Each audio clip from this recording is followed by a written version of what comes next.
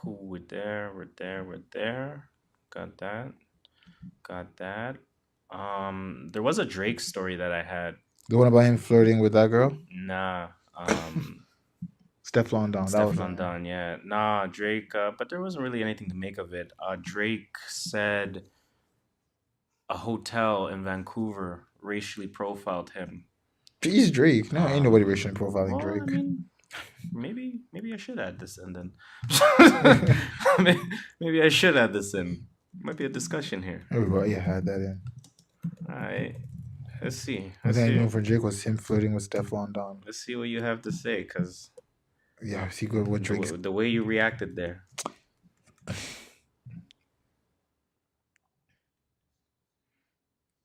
You know, we're racially profiling Drake. You're Drake. You get Drake profiled.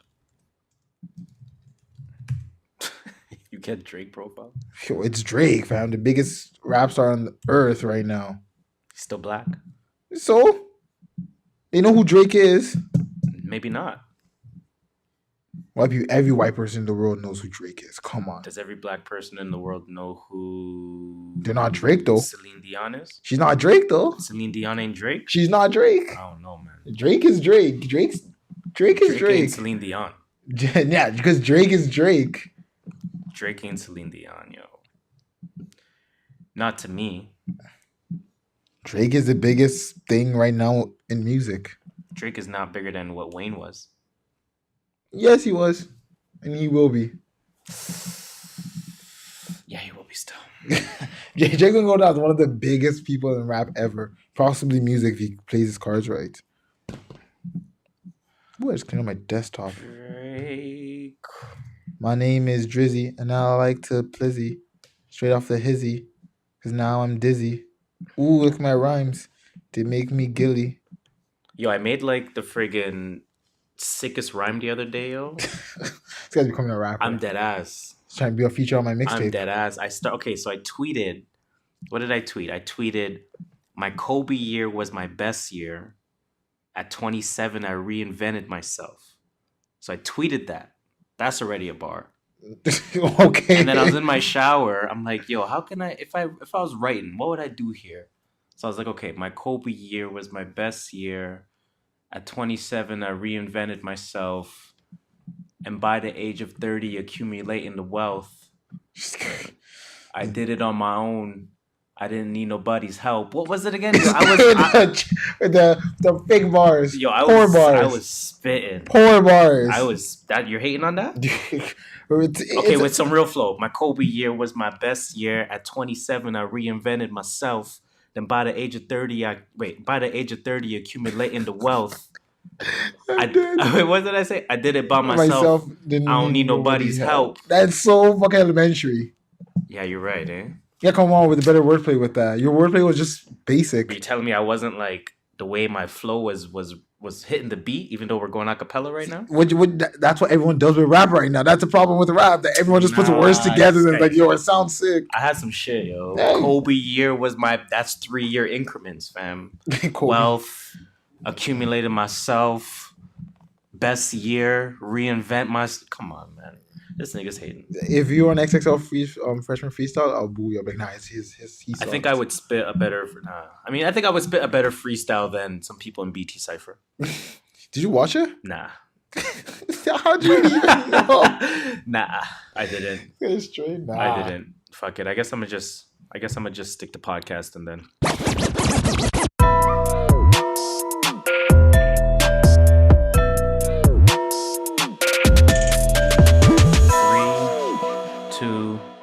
1. Wow. Started. How convenient is that? How fucking convenient is fucking that? I think I'm ready though. Yeah, it's cool. My stopwatch already 10 seconds in. Cool, because the timer is about 25 seconds in. Jeez. So we're here, ma'am. We're here. Hello. We're here. Microphone check. Hello. 1 2 1 2.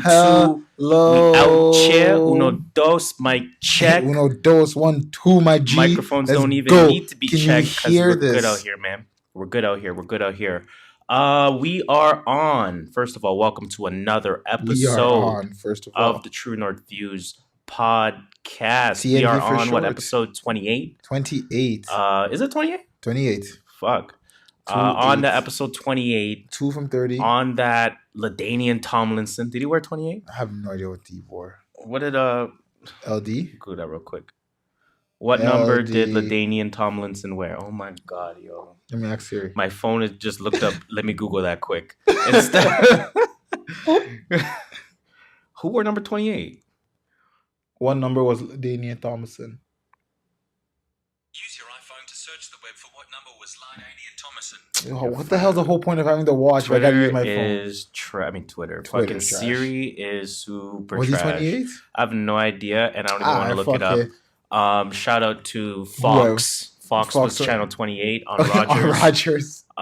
What else? Is, what else can we associate with 28? 28. I don't know. Oh, it's 28 day out here. I don't know.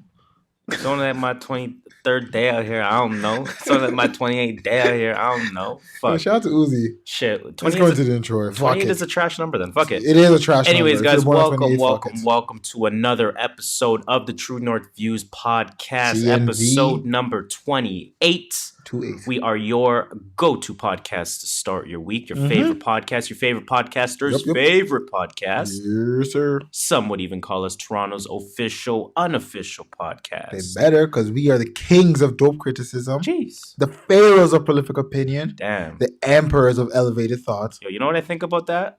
Wow, how convenient is fucking that? It's your boy Harris here. Skirt. Skirt.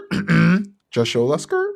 And as usual, we're giving you our views from the perspective of a couple of first-generation Canadians on what's really buzzing, what people are talking about, and most importantly, what people are not talking enough about. A boot. A boot is never catching on, first and foremost. I'm going to keep on saying that I had to break a rule just to let you know a boot is not catching on because, of course, the second rule is no more first of alls. No more first of alls. So stop saying that. But anyways, a boot. You know what I want to tell a boot? You know what I want to talk a boot? It sounds like you're friggin' like Irish trying to say that. You know what I want to talk a boot? Anyways, let's plug some shit. So you guys can follow us on Twitter, on Instagram at True North Views. That is all one word. TrueNorthViews.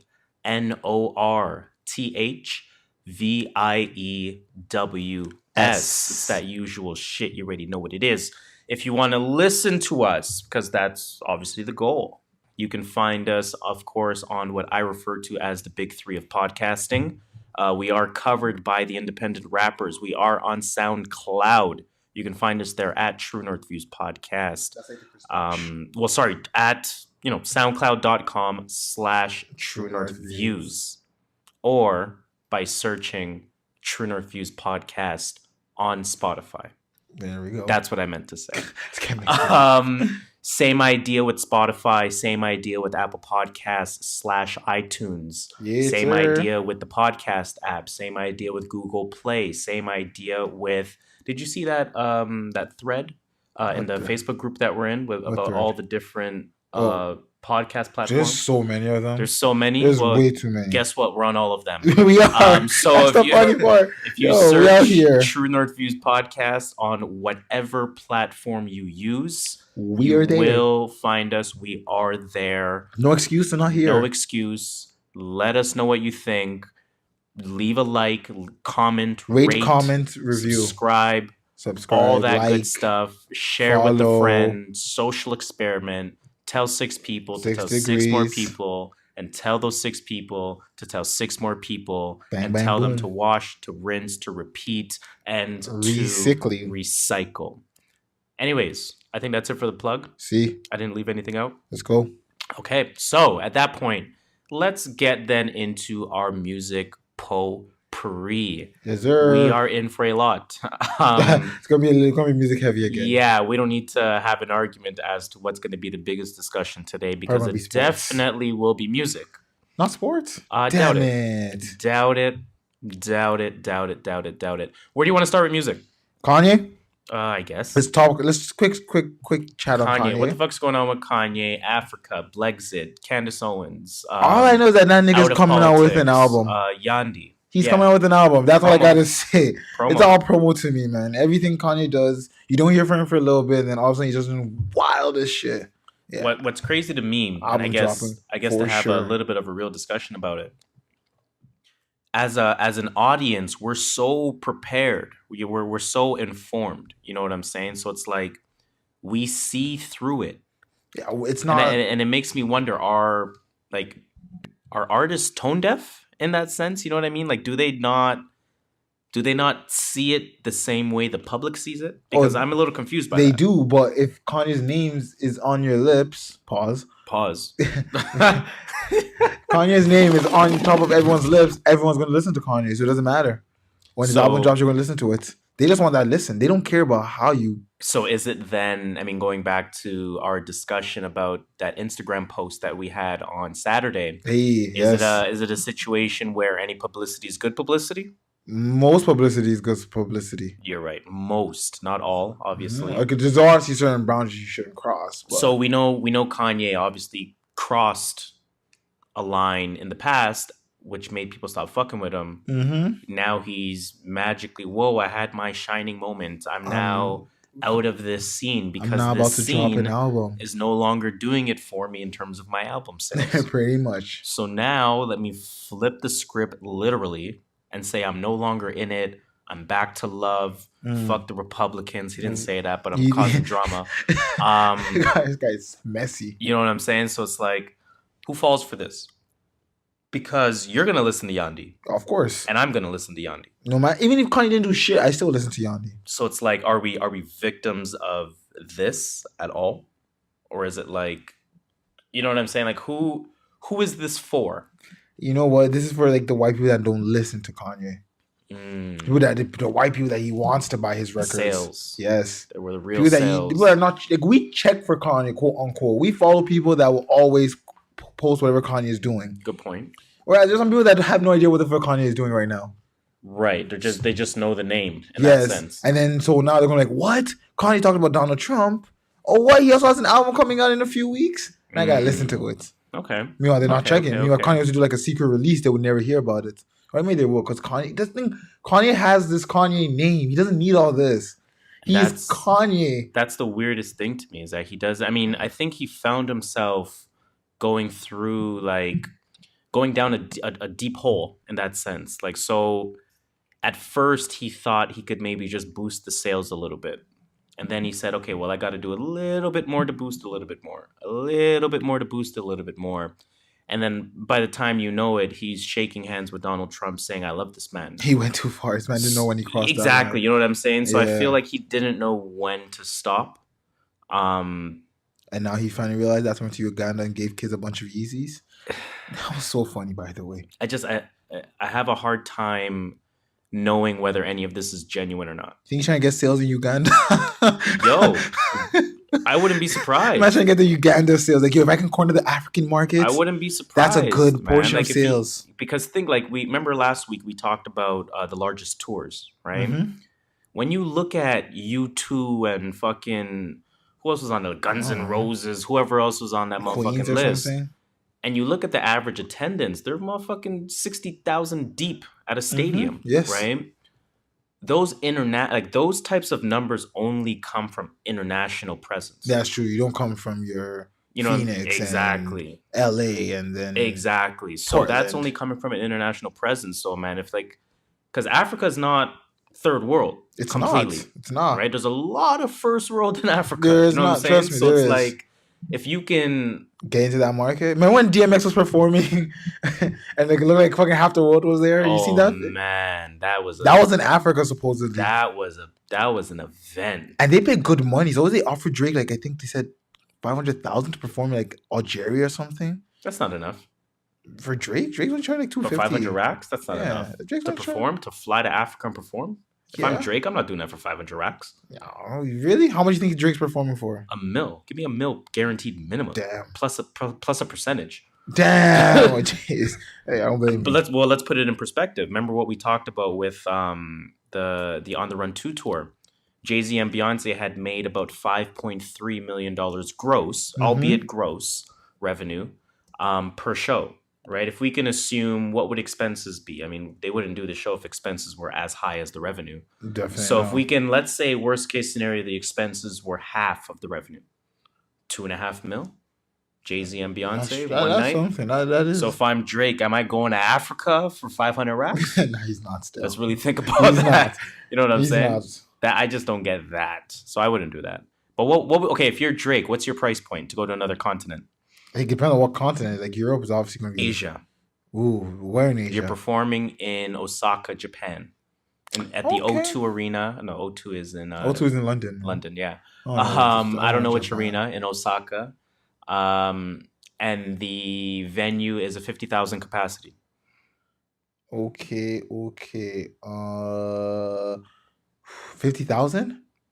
50,000 capacity. 50,000. Oh, I'm charging. After you charging 1 million at least for Africa, I'm charging like 1.5 to 1.8. So if you're Drake, And I'm getting a percentage. if you're Drake, you got to get 1.8 plus a percentage. 50,000 people is a lot of people. Now you wildin'. 50,000? And I know you're starting that place out because I am Drake. You're starting that out in minutes Damn. because I am Drake. I don't know. I think the guaranteed mill is like the price. I think that's the price. Anyways, because we don't know anything about that. We don't know shit, to be honest. We ain't in the industry.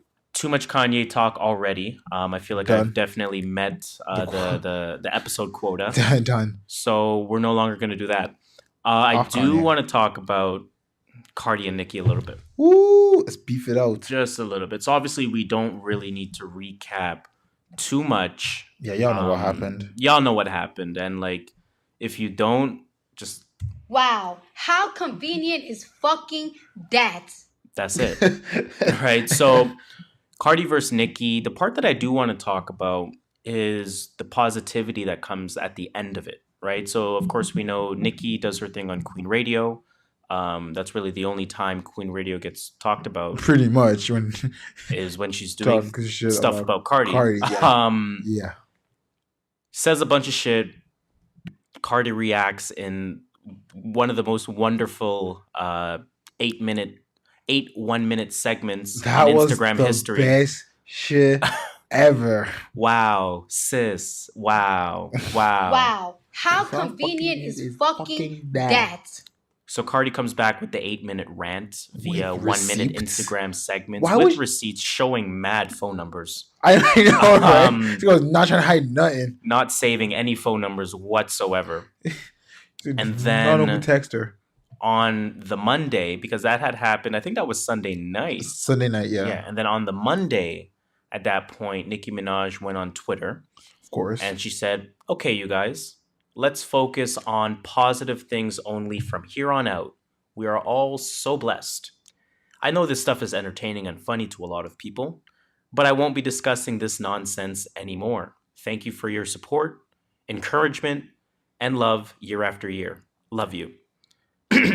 Excuse me. And then Cardi B responded very quickly, mind Shout out you. to Cardi B. So you thought she would have came with the smoke, but instead she said, at Nicki Minaj, all right then, exclamation mark. Let's keep it positive and keep it pushing, exclamation mark. What's going on here? I don't know. They're What's really beefing, going on and here? then Nicki, when you're beefing with someone says, all right, y'all, we'll keep it positive. I feel like that's what Nicki just did. And then Cardi's like, all right, that's what I've The been funny saying. thing is that I actually love what Nicki Minaj is doing here. Why? She baited her into it. She baited her and then said, no, we're cool. That's pussy move, man. It's It's the pussy pettiest move. It's the pettiest shit ever. It's pussy. It's like you talk about shit about someone. It's like, for example, you talk shit about someone all over the whole podcast feels of you talking shit about one person. The person goes on a rant and they're like, nah, let's keep it cool. It's like, yo, what the hell? You could just you're But gonna, that's what I'm saying. It's the head game. So that's it's like annoying. I just made you make 8 separate Instagram videos where you had to not only wait. Was she? It wasn't. I don't know. Someone I Was watched she it on off. live? It wasn't a live. It wasn't thing. a live, no. But I watched it off. Yeah, no. some Of other course, accounts. I watched it after the fact. But I made you press upload to story or whatever it was 1,000,000 times via 8 minutes. Well, that's true. It was to her story, I think. You know what I'm saying? And now that I've gotten you riled up, I'm going to play the petty game. And I'm going to say, no, we're cool. Come on, man. Positivity only, baby. Nah, man, get the hell out of here. You don't think that's funny Get at the hell all? out of Like, here. shit. Because now you're gonna act like you didn't just spend your whole Queen Radio talking about me. Exactly. I got my Queen Radio numbers, and now we're back to positivity. Fuck that shit, man. You know what I'm saying? Like I feel like I get what she did. I get where you're coming from, but I hate it. I think it's funny. I think it's so fucking. I think it's super petty that it's funny. It's great. I like it. I'm kind of here for it. If you want to talk about me, you better be willing to talk about me. How do you feel about the narrative with respect to Nicki and Cardi about reinforcing the stereotype, reinforcing the angry black woman stereotype? They're doing a bad job at it. Well, no. At reinforcing the stereotype. Technically, they're doing a good job at reinforcing the angry black woman stereotype. Okay. Yeah. There we go. Yeah, that's what I'm trying to say. But what I'm saying to you is like, just how do you feel about that in general? Because that's something that's horrible. That's something that's spoken about. I feel like if this was key, this would have been a key perfect time for them to show like, all right, two women in the same industry can link up and work together, and there doesn't need to be a clear number one or number two. But I feel like now it's beyond the number one and the number two. I feel like similarly to Kanye, Nicki has just gone too far into the hole. And Cardi keeps falling for it. That is true. And now Cardi, by association, is too deep into the hole, right? So it's like, how do you get out of it? Like now shoes are being thrown. Now I have a knot on my head. Now we're really talking, quote unquote, on site, whether that's true or not. Now we're having those conversations, whereas before it was just a sub here and there. Nicki Lombardi, it was just a sub here and there. Now it's like, yo, we really don't like each other. You know what I'm saying? To a point where a man like Quavo might have to really reconsider his relationship, even though he already kind of did it on the Quavo Huncho album. Dreams. Or what was it called? Quavo Huncho? Quavo Huncho, yeah. You know what I'm saying? So it's like, now there's really a beef there. There really is. Now they can't be cordial at all. So that here's my issue. When they were first beefing, or when they were first, when the fan bases started beefing, essentially, right?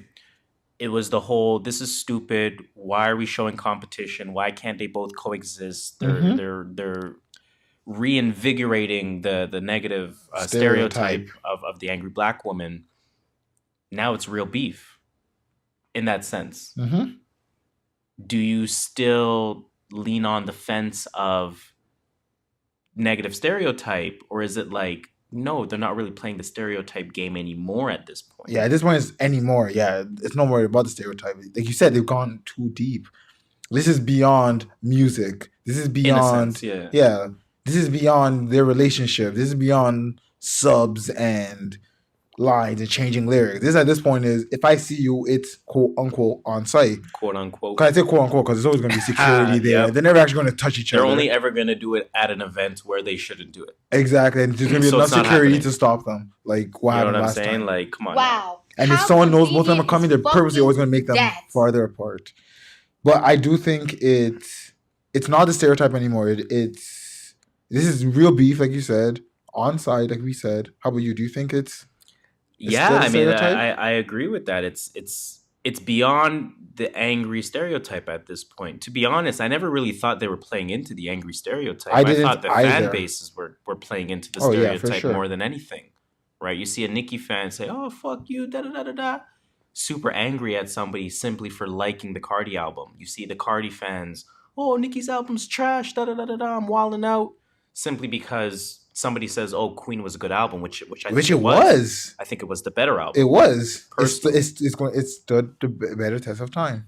There's a conversation about Cardi B's album, Invasion of Privacy.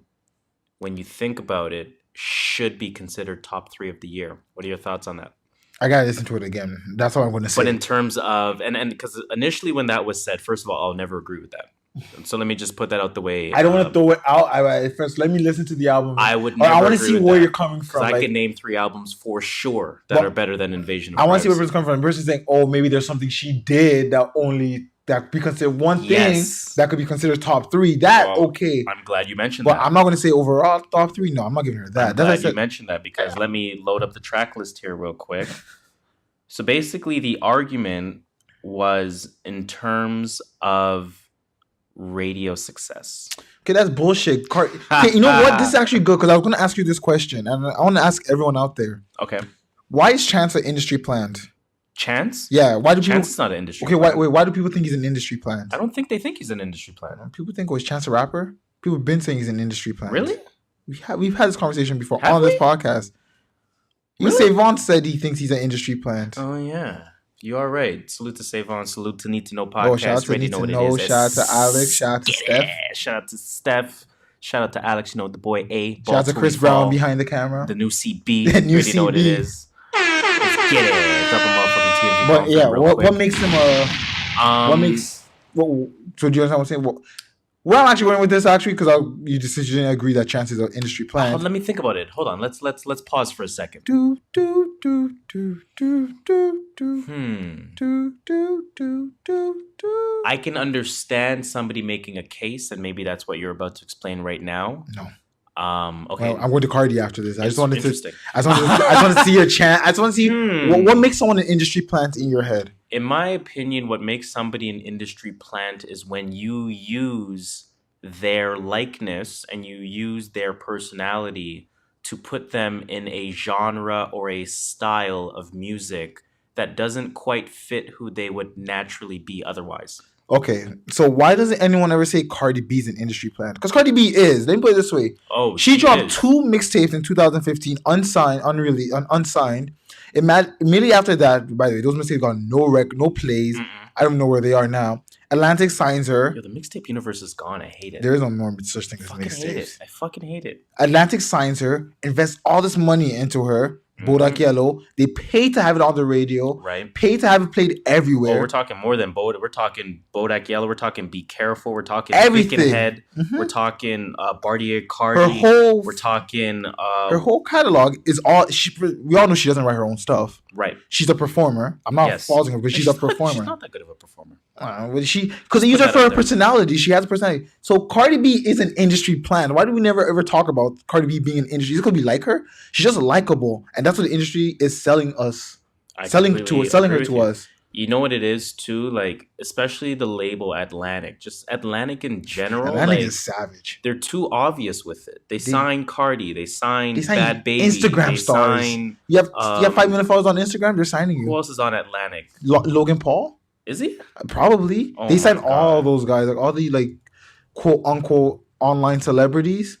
I need to stop saying quote unquote. They have Cardi B, Bruno Mars, Ed Sheeran, Wiz Khalifa. But some of those guys have talents. I'm talking about, like, Is QC a part of Atlantic? Probably. Just what we talk about, there's only like 3 real big labels. Yeah, Everything right. is all labeled under one of those labels. Hold on, I don't want to get the names wrong. I gotta find these. I Atlantic. googled it, but I don't know if I googled it correctly. Real quick, so let me just go to AtlanticRecords.com/artists. They have A Boogie.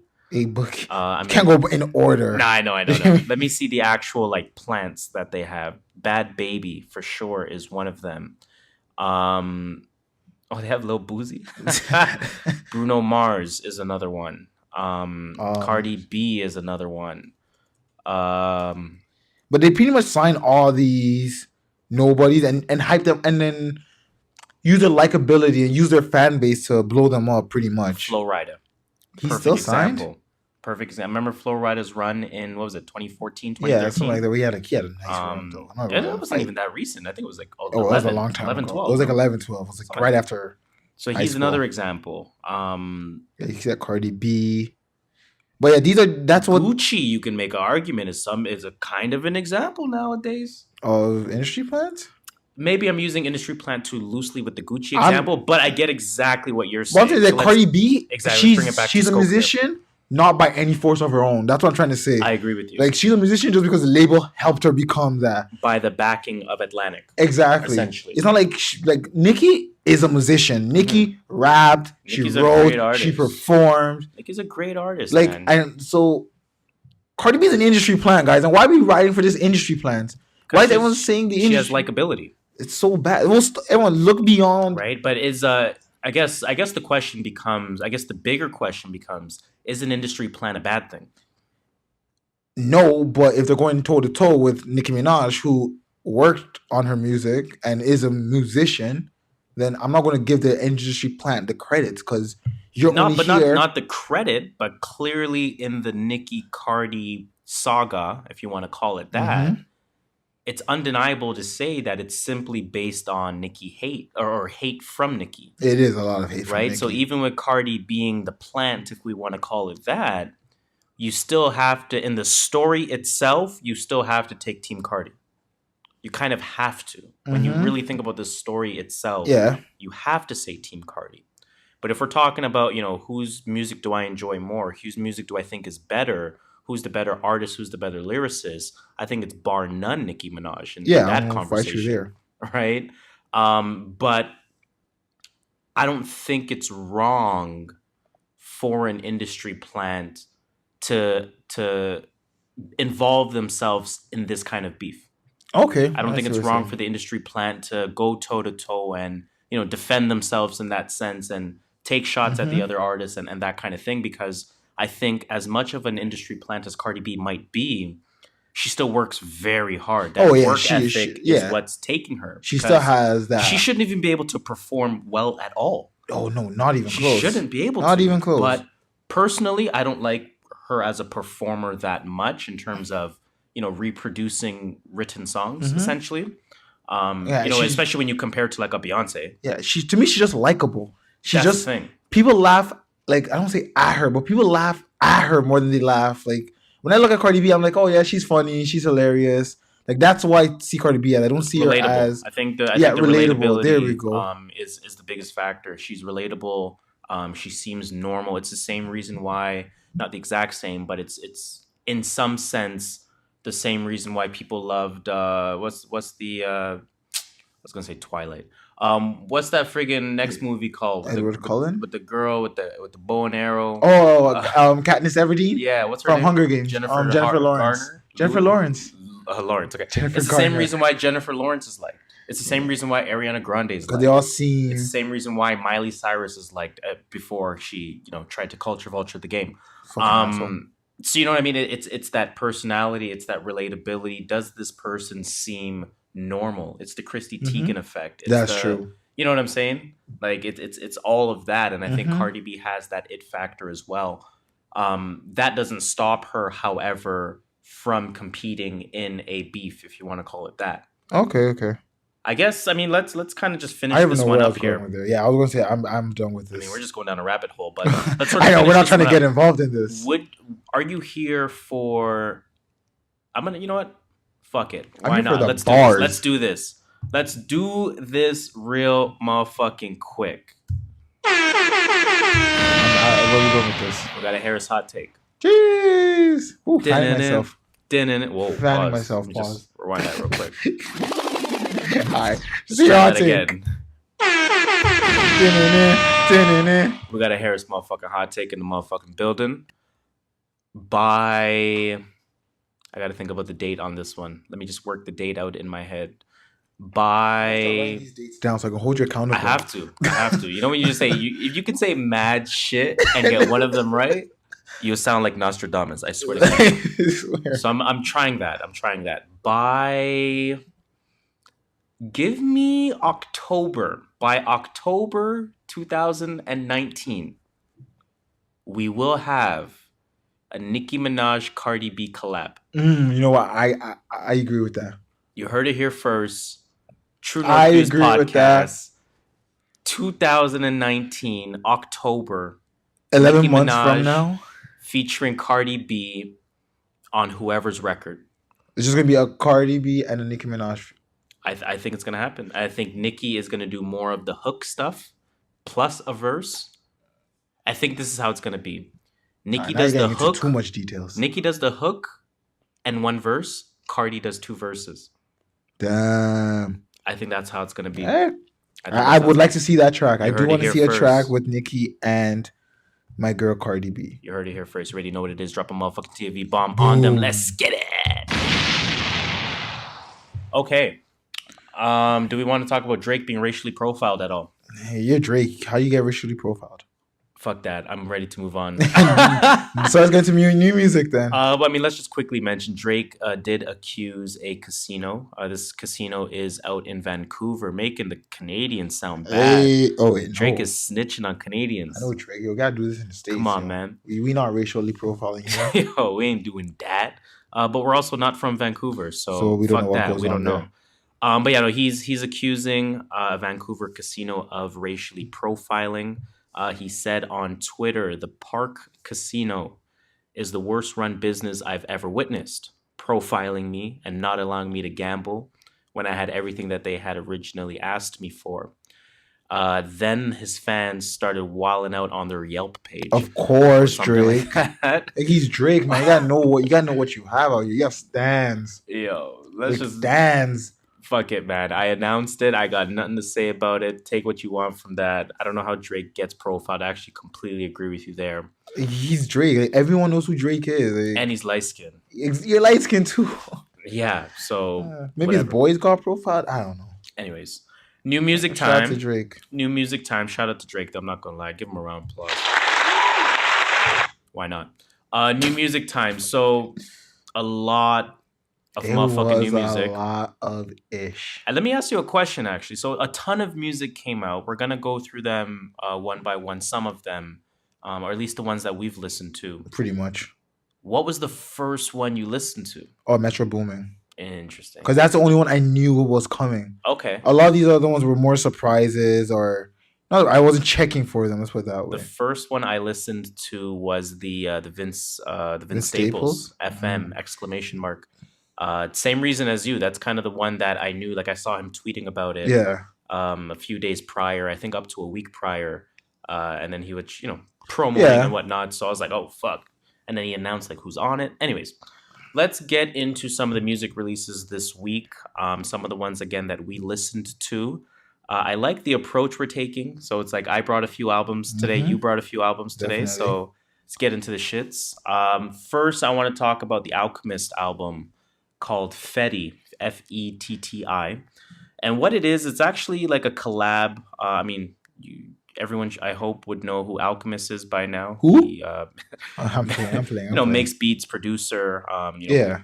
Like a Swiss Beats type of He's person old- that he's brings been old. people together for compilation projects in that sense. Alchemist has been around forever. Mhm. Worked with a lot of your favorite rappers from the 90s, A early lot. 2000s, so on and so forth. Anyways, and He's he's like the been Metro dropping Boomin. music. He was like the Metro Boomin. He was like the what's not Metro Boomin? What's that other guy? The Murder Beats. He's like the Murder Beats before Murder Beats.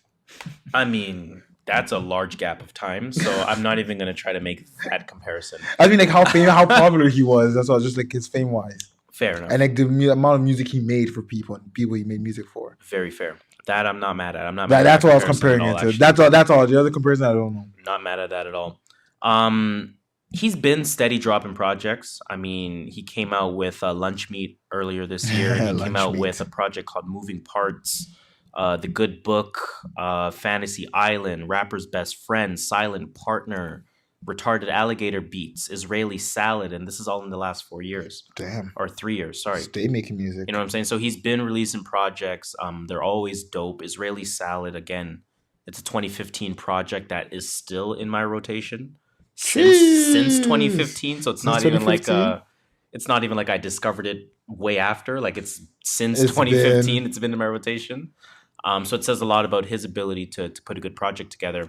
But nonetheless, this is again sort of a duo tape with Currency and Freddie Gibbs Okay. how How long is it? spitting on all the tracks. I think it's like 10 songs. It's 9 Okay. songs. Oh, okay.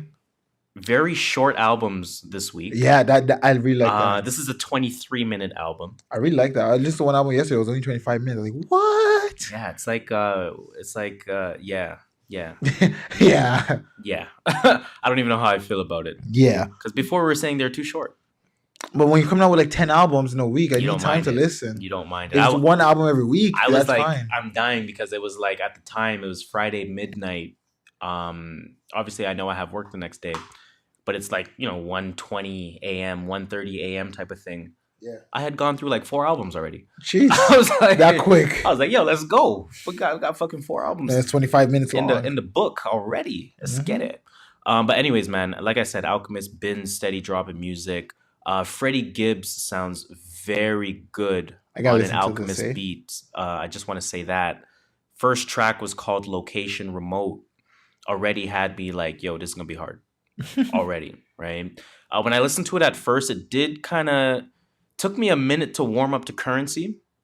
I used to like Currency a lot. Really? I know. I used to work with this lot. guy. He loved I used like pause, mixtape but days, he man. loved I Currency. used to love This guy listening called to in sick to Currency, work man. just to go see Currency perform. That's wild. Like, he loved Currency. All he did was come to work and talk about Currency. Like, oh, this is this Currency song. Like, dude, who Yo. the fuck is this Currency dude? That's crazy. This was like in 2012. Yeah, man. But even before that, Mhm. been bumping Currency. I never right? bumped Currency. I'm not gonna act like I did. Now, I will say, I mean, obviously, I have personally fallen off of Currency's music for a long time, and I know he's been steady producing music, so I can't really speak to sort of the trajectory of his sound. But if we're comparing what I remember him sounding like versus what he sounds like now, Mm-hmm. he definitely has lost a step. Jeez. Right, he's man's getting definitely- older. He's definitely Derrick Rose on the Timberwolves. Damn. You know what I'm He saying? might drop that 150, but don't expect that every night. You know, he can still give you. Don't get me wrong. Derrick Rose still puts up a 17 and 3. Yeah, low that's what key. I'm saying. But he's not gonna give you 50 every night. That's what I mean. He's not going to give you He's not gonna give you 18 25 and numbers. 6. You know what I'm saying? He's not gonna give you Kyle Lowry numbers But he this can season. still hoop, type of thing. Mhm. So that's how I feel about Currency right now. That's a lot of It rappers. took me a few tracks to get warmed up. I think it took until the third track. That one's called New Thangs.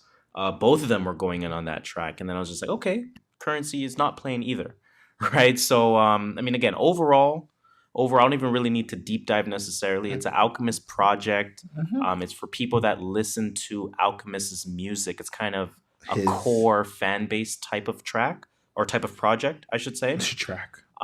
You get that, and this is just his style in general. You get that 90s hip hop old school feel to it. Yeah. That's just how he constructs his beats. That's where how he came from. That's where he came from. That's what he knows. right? Exactly. That's what he knows. So That's it's his forte. definitely one of those types of projects. But to me, Shout man, out, man. if you like that organic old school sound in hip hop, That's for you gotta you. check that out, man. You gotta check that out. Listen up, y'all. Listen. Let me talk about one more, and then let's visit one of the ones that you bumped that I didn't, because I know Yeah. there's a couple of them. I know for sure there's gonna be a couple of them. I There's want a to few of talk. them. About, I want to talk about when you talk about Alchemist, you kind of naturally have to talk about Action, Action Bronson as Bronson. well. Salute to Bronson. So he came out with his project called White Bronco. I think I bumped like 2 tracks in this. decent. Like, Decent. it's you're gonna say it anyway, but like it's for his people. Exactly. It's for you're an Action Bronson fan, you will like this.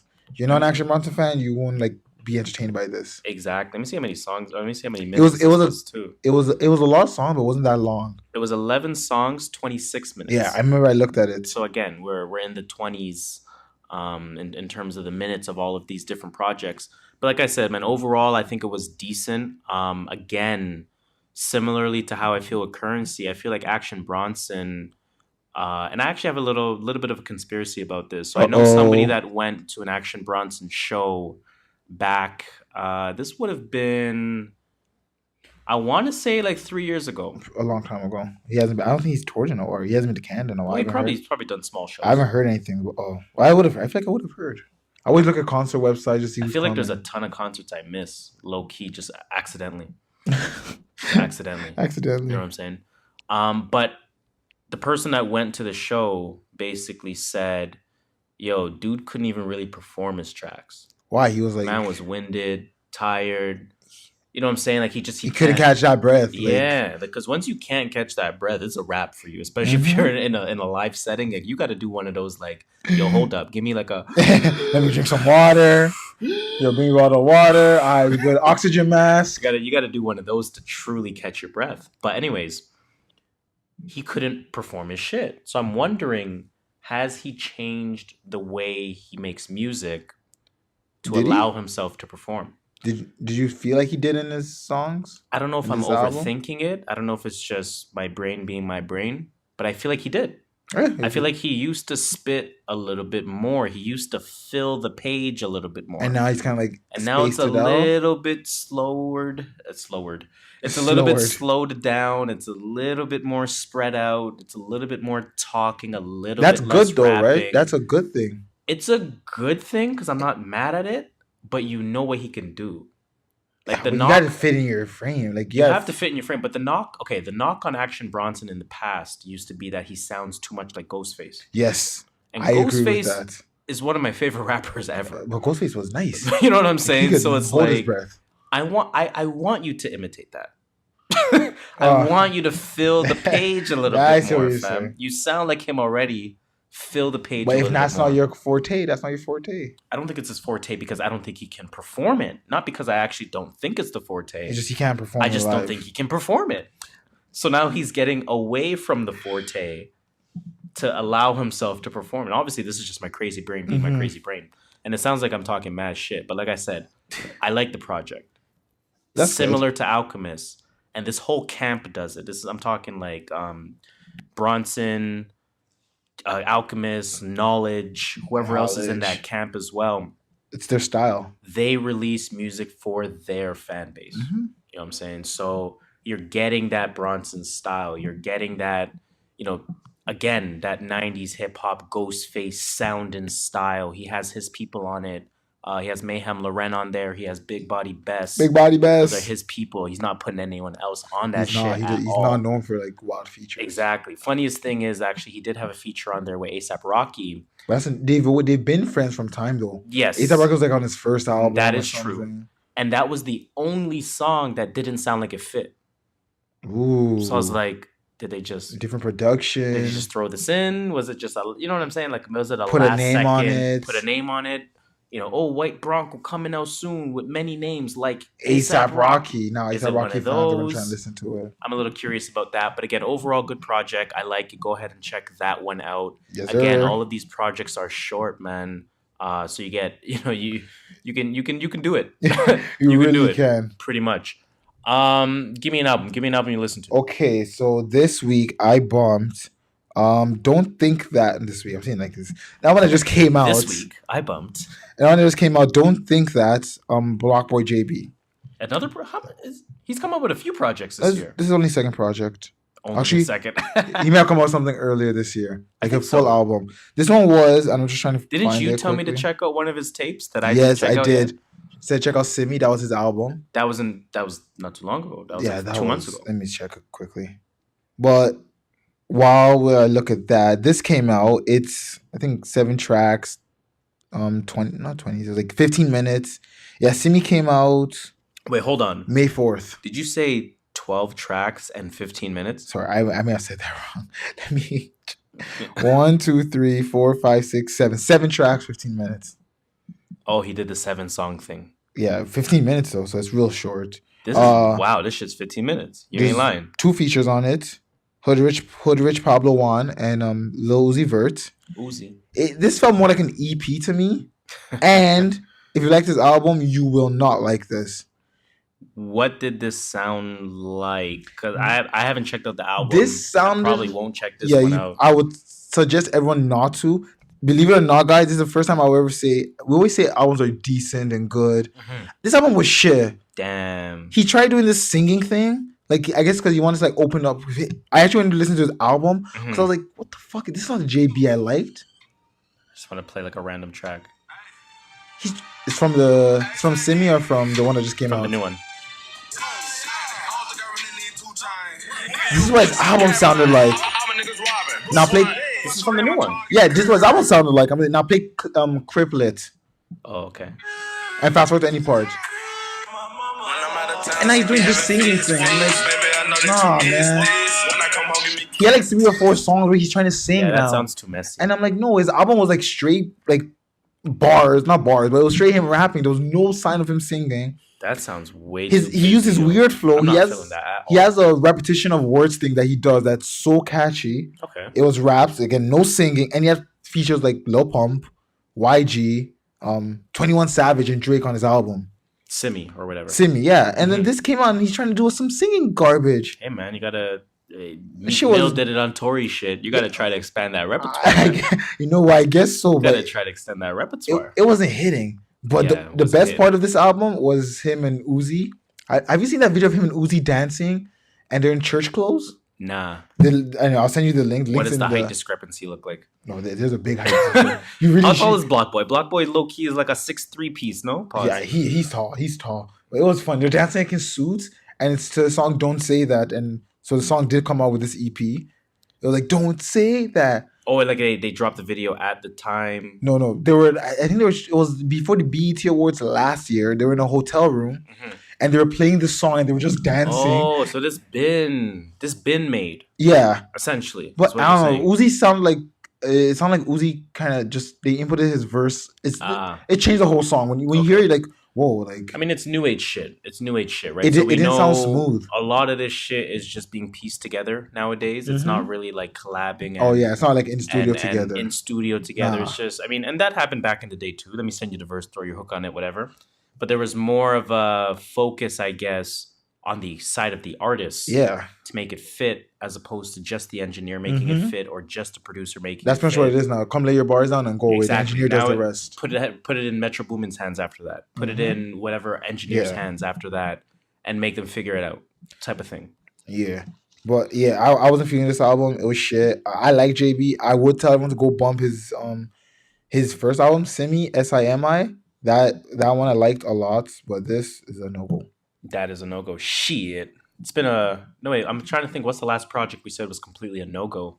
I think I said one like low key 2 weeks ago. Or Quavo Honcho. No, I didn't talk shit about Quavo. Quavo Huncho was decent, man.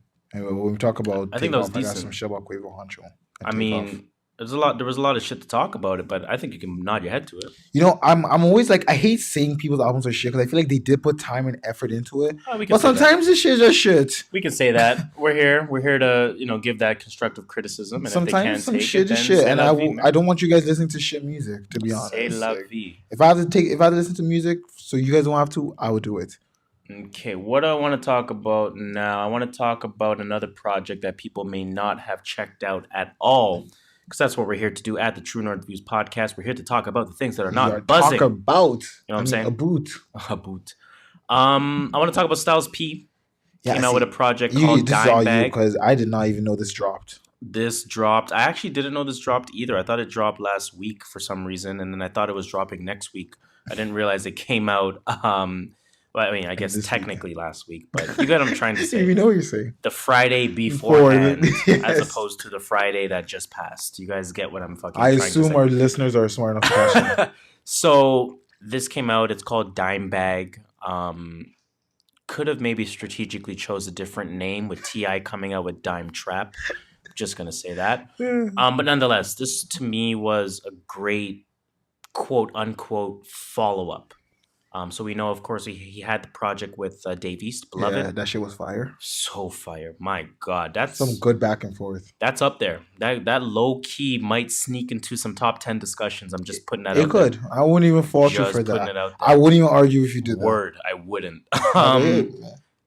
So I mean, following that up, even following up, he came up with a project back in May. It was called G Host. And he's coming out with bear G-Host. shit. Ghost, SP to Ghost, get it? Wait, I have a soundbite for that. You know what I'm saying? So that came out back in May. So I mean, Styles P been active this year. Yeah, he's That's been three out here. legitimate projects this year alone. Yo, he Damn, cooking. He cooking in the lab. He ain't playing. Uh-uh. I love the production on this, Okay. top to bottom. There's no credit information yet. I wanted to see whose sounds are on there. I feel like there is a Swizz Beatz production on there, based on what my ears were telling me.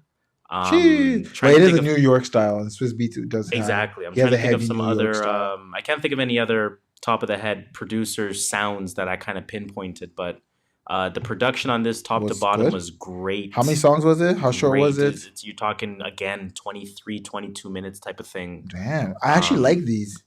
I like it, man. It's almost like one long song, I even like though it's it bad, but when good. this many projects come out at once. Yes, exactly. Right. But yeah, no, shout out to all the producers, shout out to all the engineers that were involved in this project. Again, this project is called Dime Bag, like I mentioned, for anyone searching for it. I don't want to make a comparison because I don't want to disrespect Styles P, but I do want to make the comparison to help people understand a little bit better. Think about Rick Ross. Okay. Think about Rick Ross's beat selection. Okay. Think about how complete his beats are. We're talking Okay. just quality Mhm. A1, Yeah.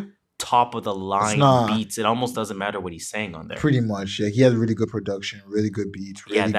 that's this project right here. Okay. That's All what right, y'all. Styles P is doing here. Listen up. So would you suggest I listen to it? Yes. Okay, guys, you heard it here. So the Listen to rapping, the it. rapping itself. I mean, I know a lot of people did listen to Beloved. So that's kind of the comparison I can make for Yeah. people lyrically. Lyrically, it's that. Okay. Well, he's always been a good lyricist. He's always been a great lyricist. I used to listen to him a lot in the mixtape era. Still to this day, listen to a lot of Styles P.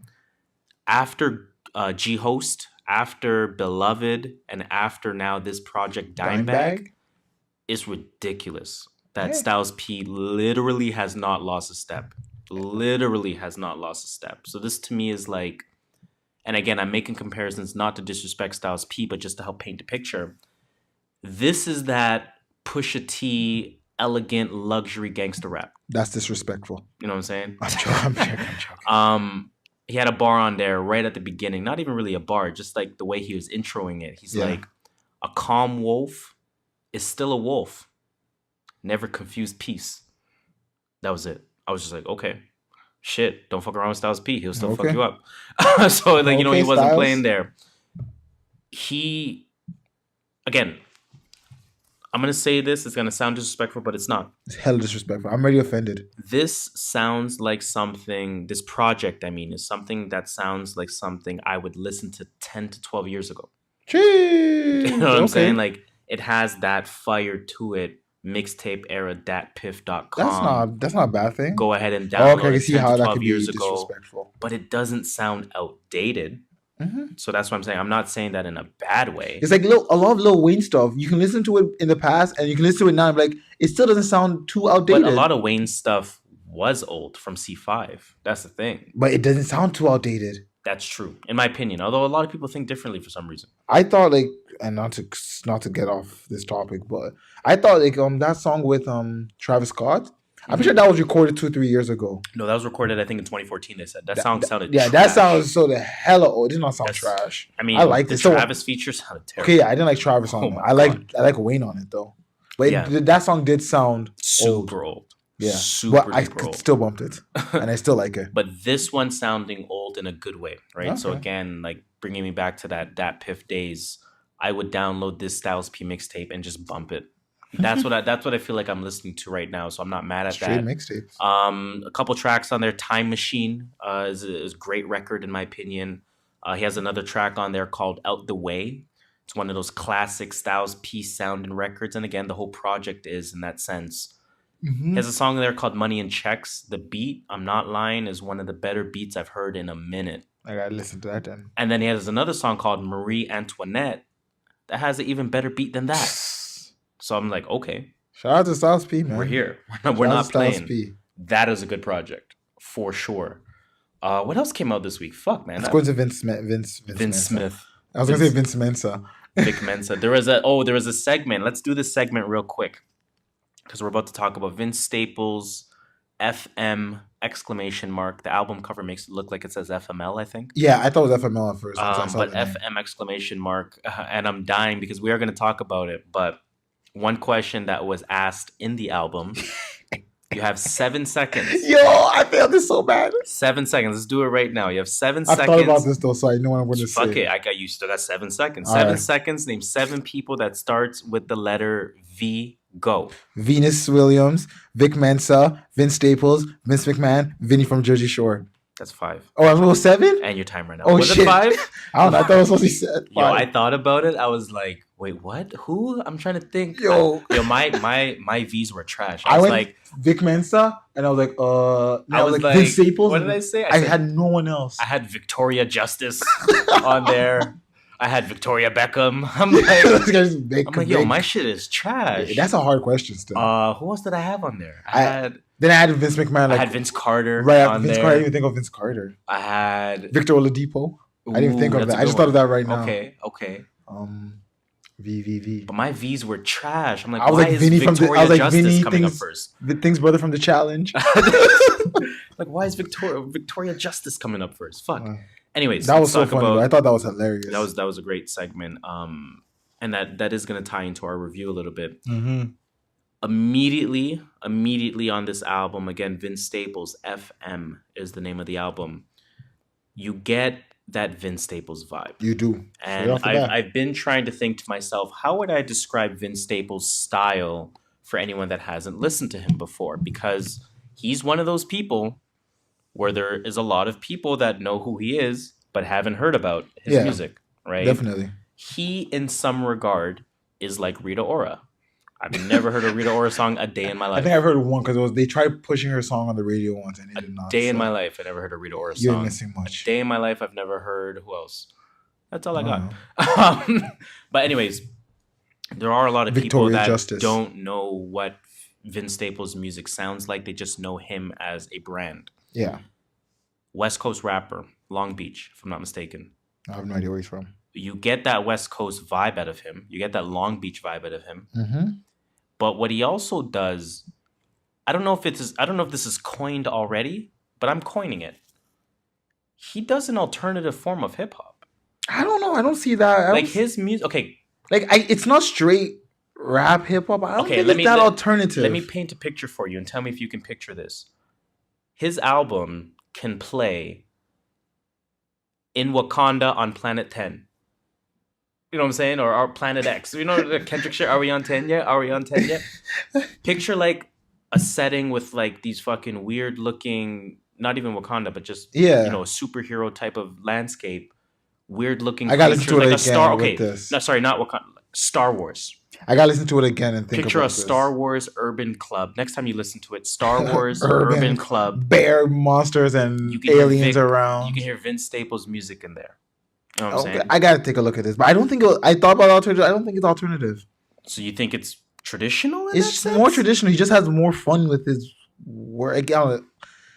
I don't know. I didn't think it was that. I think it's just something we haven't seen in a while. But you said he has more fun with it. Yes. So I guess we're kind of saying the same thing, but just in a different different way. way, Because probably. that's kind of what I mean by it. Yeah, because it's not straight. I do agree that he does do something a little bit different, Mhm. but I don't think it's alternative. I'll call it. Right. Okay. I'm not mad at that. I'm not mad at that. The features were not listed. How do we feel about that? I actually like that. Someone else did Still that. liking it. Metro Boomin did it. Takeoff did that. Or is it Takeoff? Takeoff did that. It Metro was Boomin Takeoff. did Sorry, that. it wasn't Metro Boomin. Yeah, it was Takeoff that did that, and we'll talk about that later. And Mhm. yeah, I mean that still annoys me because That you don't see the. I kind of like because it makes me listen to all your songs now. it does, but I like going back, right? Oh, Like, that's true. I like going back and saying, okay, what am I listening to? You know, who's producing it? Who's featured on it? I'm not really at the point yet, or at the point consistently where I'll pull up lyrics as well. But I like kind of studying what I'm listening to Okay. in that makes sense, right? So if you're not showing me who's on it, and maybe it's just that it released early and that the credit information hasn't been updated yet. Like that is a possibility that I'm willing to understand in the digital age, but I don't like it personally. Yeah, okay. Right. I actually like it But because he had- I'm one of those guys that always looks for the features, and this type of not naming your features makes me not search for your features right, first. because now like you said in the past, you're not specifically going to track 6. Yes. You're gonna listen to the whole thing and in kinda be order, like, oh shit, that person on that track. so and so's on it, that type of thing. I don't even remember the features on there. Kamaya. I Kamaya forgot what was track on she was there. on. Kalani was on the last yes, track. Kalani was on there. Ty Dolla $ign on the first track. There were a lot E40 of was on one of the tracks, and J Rock was on another track too. Yeah, the J Rock track I didn't even realize he Mhm. was on it. It took me until after I was like, yo, wait, who the fuck was that? I'm like, why did that sound so familiar? So like I found that pretty cool about the features, that they were incorporated in a way where the feature could not dominate the track, He did that in such a good way. and that's a very effective use of a feature, if you ask me. That's what you want. You want a feature to bring in their fans, but not steal your shine. Exactly. Mhm. Oh damn, that was bars. Damn, I'll I'm give you out that here. one. I'm trying to think what sound effect do I give you on that one? I'll give you an Oh. air horn. I'm waiting about the Earl sweatshirt and Tiger. Tyga snippets. I like that. They're both of them were so cool. That I was can't sick, even man. can't even lie. It was cool. Yo, I'm not gonna lie. I was so smiling. at that point in the album, the sweatshirt part, I was driving, and again, you know, not obviously focusing on the road. Yeah. The sweatshirt part comes on. I blast that shit up. I'm like, yo, we got new Earl. What? Track's over. I'm like, oh fuck. Trust me. I'm I was sitting somewhere, not gonna say where. And then I looked back and I saw it and it said interlude. I was like, man, bro, come on. I looked at like 22 seconds and I heard him. Oh, okay, Earl's going off. And the next track started. So I went and restarted again. I'm like, Earl's going off. Literally, exactly 30 seconds before I was doing exactly. I'm like, damn, Earl's going off. And it ended. I'm like, what the fuck? And I'm like, oh, I hate this shit. Well, Even the Tiger one was good. Good thing it's been announced that Earl Sweatshirt's making dropping. new music. I was just about to say that. He announced that he's dropping some shit. So. Fucking waiting on that one. Even the Tiger one was good too. The Tiger one was good. I mean, obviously, I wasn't as mad. I'm not really. Yeah, it's Tiger. Like, I'm cool with. Man, dropped like 6 songs after that. You're still on that. They song. all sound the exact same. They all sound the exact same. What were some tracks that you liked off the Tweakin'? I like the Kalani one. Yeah, like that was the last one, right? Was it? I think it was the last one. The Kalani one, I know I liked. I like the Ty Dolla $ign one. Tweakin' was the last one. Yeah, of course. The Fun. Fun was another one. Fun was good. Fun was fun. It actually sounded so fun. And then which one was the video for? Was the video for he made a music video? Was it for Outside? I don't know. I don't watch music videos. I believe it was for Outside. It was for Outside, if I'm not mistaken. I think the whole album was honestly fun. Good album. Good album. Like, and it was long enough for me to want more, but it was short enough that I felt satisfied. And that's what I was gonna say. To me, and this is kind of before, because like I said, this is the first one that I listened to, right? So this is before I realized that, this hour has 22 minutes and every fucking album is going to be 22 minutes this week. Yes. What was I saying? I have no idea. You said... Fuck, I had a point. Oh, I had a point. Album was 22 minutes. Oh, I had a great point. I fucking forgot. Oh, yeah. Being short. I was comparing it to sort of Daytona. I can, by all means, I want an 11, 12 song Pusha album. I want that. But if I get a 7-song Pusha album, I'm satisfied because of his style, right? Yes. His style is to the point. He's not. If I get a 7-song Styles P album, I'm satisfied. Yeah. If I get a 7-song Kanye album, I'm not satisfied. Because Kanye knows how to beat around the damn bush. Because he knows how to do more than that, and that's not. And 7 songs, well, like you feel like it contains his creativity. Exactly. Or limits his character. Yeah, limits just his creativity. Case, I know what you mean by contain, but just in case it puts in a box. Right? Exactly. Yeah. Right? Shit outside. 7 songs of Vince Staples is enough. It is. It's enough. It is. And again, I don't even remember how many songs of it, but I mean like 7-song length worth of Staples. And his songs weren't long. Is enough. He had 2 songs that were over 3 minutes, and one was like 3:06. The other one was like I was like, when he hit the interlude skit combo, I was like, what are you doing, man? Yo, that shit took me back to like early 2000s. You're trying to buy space here. But yo, take that was like mid 2000, early mid 2000 when albums had skits. Yeah, album had interludes. It wasn't just tracks put together. I love the way he incorporated the name of the album with using Big Boy's Playground. Yes, just everything, right? It Big was call into this sick. Number. Oh, we have this new snippet. We have this interlude that's introducing Play this Big video Boy. game or not video game. This game on the radio. The name things. Yeah, the name 7 seconds. Letter V, whatever. I guess the joke was that Vince Staples wasn't named. Yeah, I think that was the whole joke. It took me until the 3rd time to realize that because I was so. But the guy only said one focusing. name. He only said Venus Williams. He's like, Vanessa Williams. Why did you say Venus? No, it is Venus. You said Vanessa. He said Vanessa. He said Vanessa? Yeah, Vanessa Williams. Oh, I thought he said Venus Williams. Nah, Vanessa Williams. No, that guy fucked up. Vanessa Williams. That's all he said.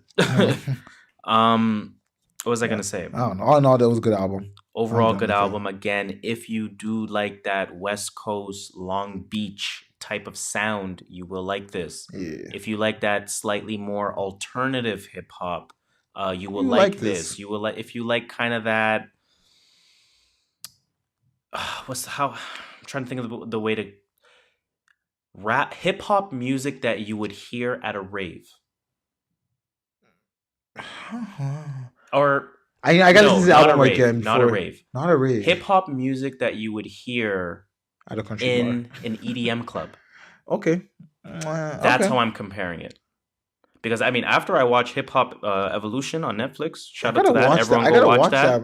I have no shame comparing hip hop to EDM. No shame making that comparison. So EDM stole from hip hop, didn't they? Well, no, they were similar. I mean, I'm no expert. I'm no historian, but they faced some of the similar struggles in terms of back in the 70s. And okay. and whatnot. So they had But they were some racially parallels. profiled. I'm joking. They had some parallels. Yeah. Going back to like Africa Bambaataa and all them guys. That's probably a good comparison. Africa Bambaataa, EDM. That's true. You know what I'm saying? Yeah, okay. So I give you Vince that. Staples is kind of, taking some elements of that, as well as his pure hip hop, as well as his pure West Coast, bringing it together. Overall, the it's a album. good project. Go listen to it. That's all I got to say about that. Let's move on to. Do you want to go to Metro Boomin or do you want to go to Swizz Beatz? Let's go Or Swizz Takeoff, Beatz. actually. It's just Swizz Beatz and Takeoff. Then Let's go Metro. Swizz Beatz. Fire. I listened to this last night. First of all, you see the cover art? No. Cover art was some weird shit. Trash. It was like, no. It was like black people oppressing. No, not black people. Black figures oppressing white figures. Oh, shit. Yeah, like the black guys, not black guys, black guys. The black figures were like stabbing the white figures. Like one white figure was shooting himself in the head. Oh, shit, I see it. Oh, Yeah. that's dope. I've been looking into cover art recently. I don't know. It's really weird, but Man, that's a solid sidebar, yo. Cover art is underrated. it really is. People don't take that in at all. Cover art is a very underappreciated component of an album. Yes. Let's Your think cover art is about- part of your album. Let's think about Good Kid, Mad City. Let's think Yeah, about with the card in front. even the Damn cover was cold. The KOD cover is cold. Reasons, there you have it. Like The you want, cold I want my album cover to also tell me part of your album. you Even know? that motherfucking Khalid album had a solid album cover art, and I hate that shit. You don't like that guy. That was the album recently. I said, do not bump that. That shit is trash. I still haven't bumped it, but yeah. I heard the opposite. Someone told me it's so good. That shit is Then again- trash. People also say Kids See Ghosts is a classic. So I guess he goes Yeah. not a classic. I don't know guys. what and I their like Ye and opinions. Cuddy, but I don't know about their opinions. You know what I'm saying? but yeah, Fire again. This is one of those 10 songs. And how they're many like minutes are 20 we talking something about? minutes, 10 songs, 33 minutes. 33 minutes. I might bump this last night too. Again, one of those. But I was gonna go to sleep. I was like, you know what? Let me get some quote fresh air, quote unquote. And I was like, you know what? Let me bump this. It's only 33 minutes. Next to thing I me, knew, it was done. immediate fire. I Oh, mean, it you're was. starting it off with Lil Wayne. Pistol on my side. POMS, Pistol on My Side. That was a single that came out a week Yeah. or 2 weeks before The Wayne. Carter 5 dropped. And I remember that because I was saying, oh shit, Swizz Beatz is dropping something. And you know how I am. I don't care about singles. Swizz Beatz is coming up with something. Damn, I Because can't I wait remember to hear I this even song asked you, there. I'm like, oh, do you listen to that new song? You're like, no. Because I don't fuck with that. I don't fuck with singles. I only listen to it when it comes out on the album. But yeah, man, Lil Wayne's still elite.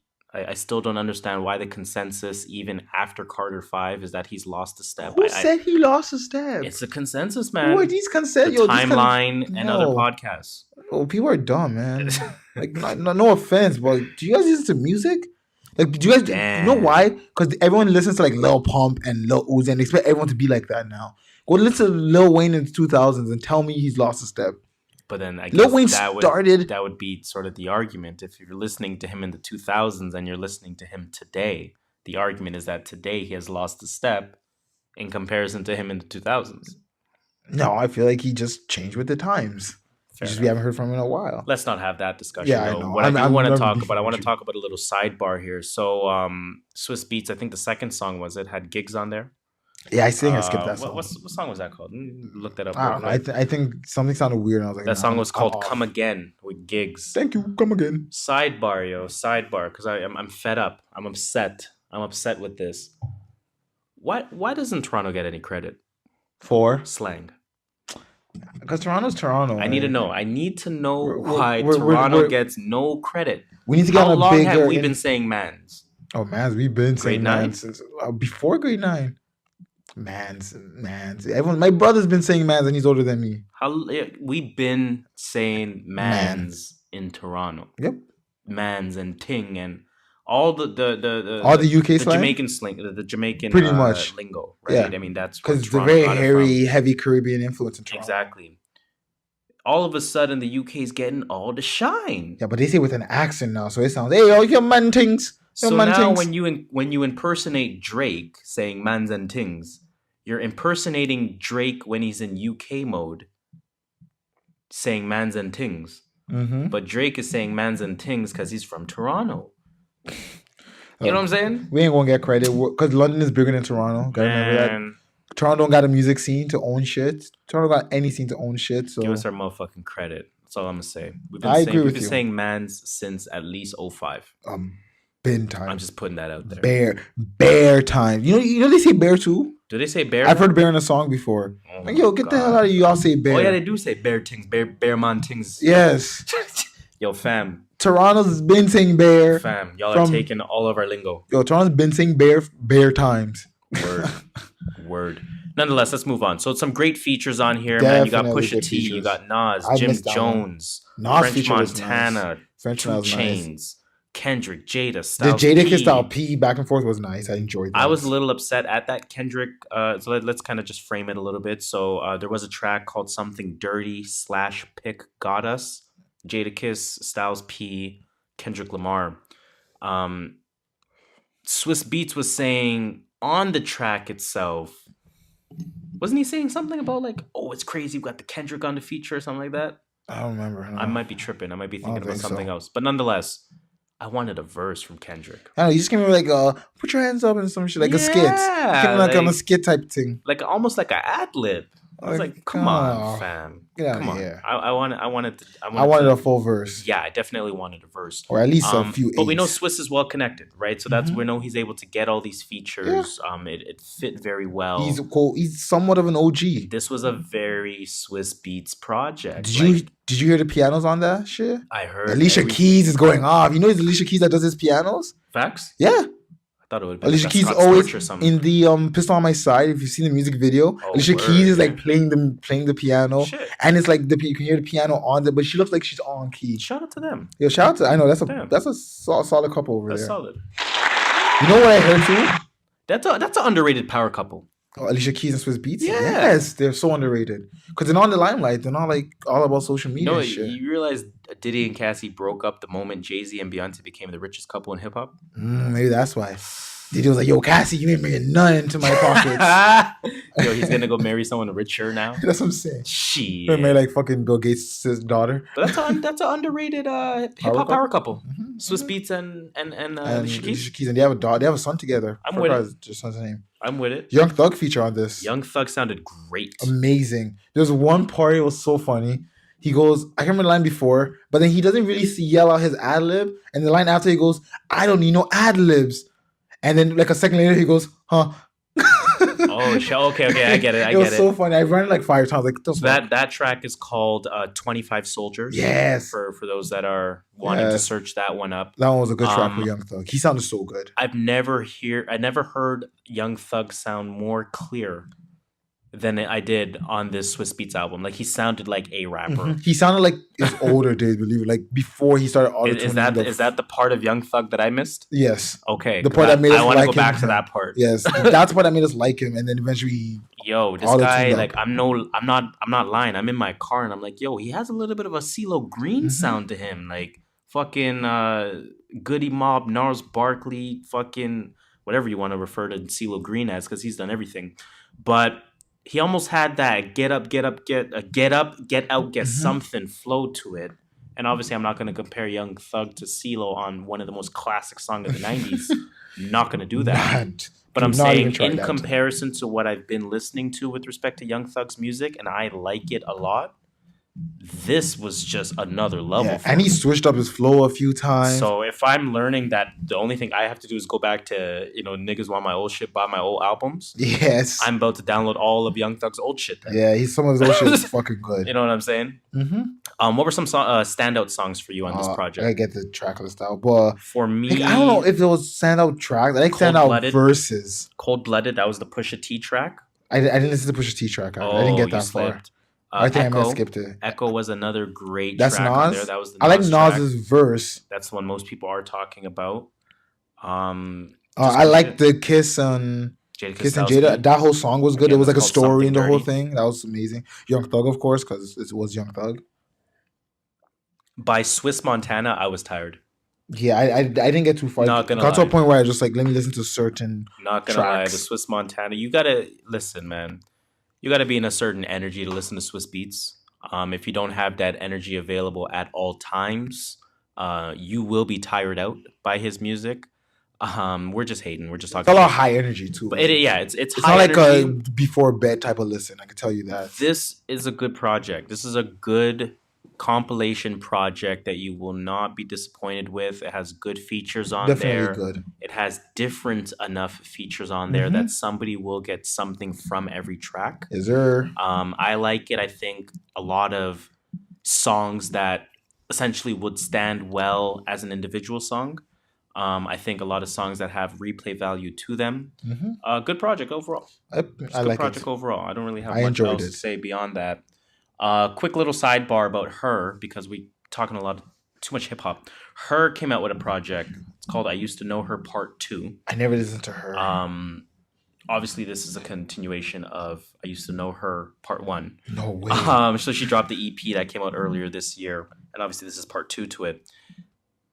It was okay. Okay. It was okay. I'm gonna say it did feel a little refreshing to hear more of a pure R&B. Okay, because she's straight singing, right? And not that she's straight, like not fully straight singing because there are still some beats on there in that sense. But it's much more of a pure sounding vocal talent type of R&B as opposed to the Blacks and as opposed to the Tory Lanez and the same motherfuckers we were speaking about last Tory week. Lanez ain't R&B, that nigga auto-tuning. Nah. Let's not confuse R&B with auto-tune. It's like he said, and I agree with him. Listen, man, you can say it's auto-tune all you want, but the auto-tune sounds trash unless you can really sing. To an extent. Like, you don't got to be that great of a So you don't have to be Beyonce on the vocals, but you can be Rihanna. And I'm not saying Rihanna needs auto-tune. I'm saying Rihanna is not vocally as gifted as Beyonce, in my opinion. So I'm saying you don't have to be elite, but you can still be good. And you add auto-tune to it, and you're fine. Yeah, but you got to put asterisks beside it. Like, you got to be able to hit. You got to be able to maintain a note at the very least, that's saying something, in my opinion. I'm just hating on auto-tune. This guy's just hating. But yeah, no, I mean, again, it was refreshing to hear a little bit more of a pure R&B. I just wasn't particularly in the mood for it, so maybe I will give it another listen at another time. But it was cool. I mean, look out for that as well if you want to kind of change it up from all the hip hop we're talking about. Hip hop. Man, so many fucking projects came out this year, man. We still haven't hit 2 of the bigger ones. Shit, let's talk about the big ones. So let's talk about that Metro Boomin, man. Woo! Finally, Metro came out of the cave. Metro Boomin. Came out of that cave, that dungeon he was hiding in for the last few months. Now probably the rest of the year. He showed his features, right? Yeah, he showed his features with and features. Yeah, that's what I wanted to talk about. I liked that. I liked that. Featuring? Some tracks were listed as featuring. So first of all, sorry, just to preface all of this, Metro Boomin, not all heroes wear capes is the name of the project. It is cover art. It was so trash. Cover art. It was doo doo. And you know what it reminded me of? The cover art for Without Warning, the one with Offset and 21 Savage. Another trash. Yeah, it's another trash album cover. And who does his album covers? Metro Boomin can't make an album cover, you're saying? Yeah. Damn, Metro Boomin can't make a cover art. Man can hear, has an ear for hearing, but not the eye for art. Damn. Sidebar. Yeah, that's all though. I mean, that was a sidebar. You are getting value from this though. You get 13 songs at 43 minutes. That's such a good length. Right? So you're getting full value from this. This is that sort of full length feature. To be honest, that's the wheelhouse that I want of an album. I want 12, 13 songs, 40 to 45 minutes. Yep. You're in my perfect territory here in terms of that part of it. Again, like I was saying, I like how some tracks are listed as featuring, whereas some tracks are listed with. Now, with was only tracks with Travis Scott and 21 Savage. Because even before that one came out, they were the only 3 of them were promoting it heavy. Travis Scott, 21 Savage, and Metro Boomin. Features was whenever there was anyone else that wasn't those 2. That's interesting. I noticed that when I was going through the track listing. I wonder why they did that. I guess they may have like co-produced, quote unquote. I don't know what. Maybe they're not more featured. I mean, they're more technically, if you look at the album listing, it is an album by Metro Boomin, Travis Scott, and 21. That's what technically. So they're all getting the, let's say they're splitting 50-50-50 the profits. Okay. I mean, it must be a business thing. But that's what I saw it as. I think that makes sense. Because the other guys just came in, spit your verse, and you're out. The other guys had to stay in the studio. Right. And I think master you have it. to, maybe if you put that word with, there's something legally there to say, yeah, this is like, I don't know, Yeah, he owns 50% all that of it. background shit. Yeah, whatever. But that's what I noticed was just 21 and Travis. All that background shit. What I found interesting, and you kind of debunked it already because we know it's kind of a 3-person album at that point. That track with Travis Scott, Overdue, was the name of the track. The second track? Yeah. So it said with Travis Scott. Yeah. Right? So it's decent. I like the song. It's pretty fire. Mm-hmm. Then all of a sudden... Well, that's sweet. First of all, that on one the Sway track- Lee was on? I don't remember. Oh, okay. There's one that Sway Lee was on. I was like, oh, he No, that killed wasn't it. the Sway Lee one. Sorry, I thought you said Swizz killed it. Beatz. Because I thought there was like a co-produced by Swizz Beatz or something. No, but anyways, so it's funny because Travis Scott on that track said, hit the lights, then made a right. Is he trying to say something? That's all I want to know. Because let's down the block. not forget Made her right. Yeah. that Kylie and Kim low-key have beef. Do they? Oh, beef, of course. I don't know. Of course, everyone knows this. I don't follow the Kardashian, KJK. Kylie, Kardashian Jenner the clan. reason why Kim low-key has a beef that nobody knows about, by the way. It's only me, I guess, that knows about this. Yeah, got some inside sources. Jeez. Kim has a beef with Kylie because Kylie's trajectory is greater than Kim's has ever been. Oh, yeah. 100%. Right? So it's like, and then you have the Kanye, Travis Scott, low-key beef that's going on there. You think they're beefing? No, they're not beefing. I'm just talking shit. No, I'm like, what? I'm just talking so much Yo, shit. where you getting your info from? Like, yo, your sources tell you bare shit. I'm talking so much shit. But anyways, like I was going to say, that 21 track. The second one, the one where The he was first 21 whispering? track. That's the first one. Yeah. Don't Come Out the House is the name of that track. That's the first one. Come out the house. Man's whispering, right? So he's whispering for the first couple bars. It was funny. In my head, I'm like, yo, why the fuck is this motherfucker whispering so Trying to do the much, nav on man? Travis Scott on Yosemite. I'm not trying to do this. And then he says, y'all must have thought I was going to whisper the whole time. You know what I'm saying? Yes. Like, you know, 21's flow, right? It's Fucking it's low-key weird flow. trash. It's low-key a trash flow. But like, then he goes ham. Trash. Then he goes ham after saying, y'all It thought I was is going to whisper trash. the whole time. I'm like, okay. And then he does a weird. regular volume. I or can see regular that. speed. I can see that taking off in the club. Mm-hmm. I can see that taking off in the Definitely. club for sure. The second 21 track is hard too. So he said, again in his 21 flow, hanging out my earlobes. Wait, what did he say? Is it Hanging hanging- out my earlobes is my rock. Hanging out my waistline is my Glock. My Glock. Body in the casket was a op. And then, Like, I forgot what he said. He says, fuck, I forgot what his ad for that one I was. fucking love his It was basic like- flow, It was man. so dumb. You know what? You know why I like 21? And this track reminded me? Because if you listen to his bars, it's just, he's funny. He's a funny, like the Yeah. shit he says is so outrageous. You're like, are you serious? But I my think nigga? it's unintentionally That's comedic. like, to him, it's serious. Yeah. To him, he's like, yo, I mean this shit. I'm writing what I mean. And to us, we're like, yo, my nigga, you're funny.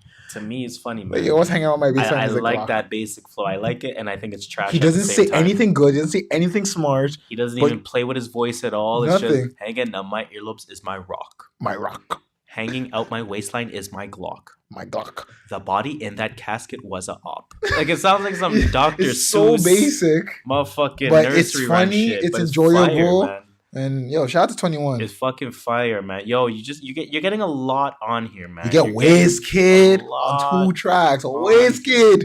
Woo, let's go. For you guys who don't know what WizKid is the Drake of Nigeria. That's all I'm gonna put it there. Jeez. WizKid will sell out anywhere in probably Africa the way Drake will sell out anywhere in North America. Damn. That's how saying big something. WizKid is. That's saying He's something. huge. And he was on 2 tracks. Who else was on it? The Sway Lee feature I like. Sway Lee was on like 2 or 3 Um, tracks. Offset was on a track.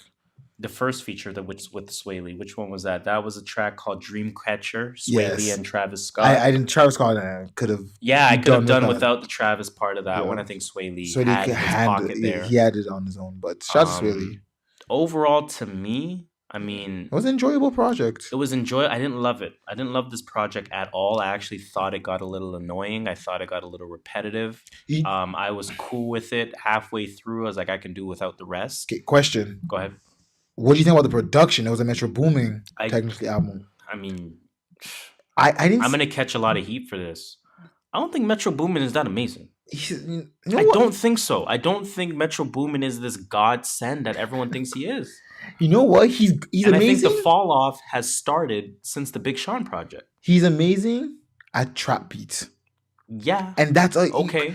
But like that's what I'm saying. But that's it. Like it's not like he can diversify himself. So what he tried doing here was, I guess, diversifying himself. Yeah, I noticed that. And it still I'm felt able like to appreciate it. it still felt like trap beats. So a lot of these did feel like trap beats with a little thing on top of it. But you got to kind of stay in your lane as well, right? So there is that component to it where you got to just know your bread and butter in that sense. Even if you are expanding yourself, you still have to bring your natural elements to it. So I'm not too mad at that. There were some beats I did like. I really liked, like 2 or 3 beats. I can't remember off the top of my head. Yeah, I don't remember off the top of the head. Like these songs to me are not really memorable They're songs, right? They're just songs. They're just songs that have been placed together. Ooh, the Wizkid Offset and I wrote J Balvin. Yeah, I like that song because that was an interesting. That was the only song that wasn't trap beat. That was more the Afro beats one. That was more of an Afro beat. Yeah, I like how you brought like 3 different styles, like an Afro beat, reggaeton, and a rap. That's what I was gonna say. Like, at first, I was listening to it.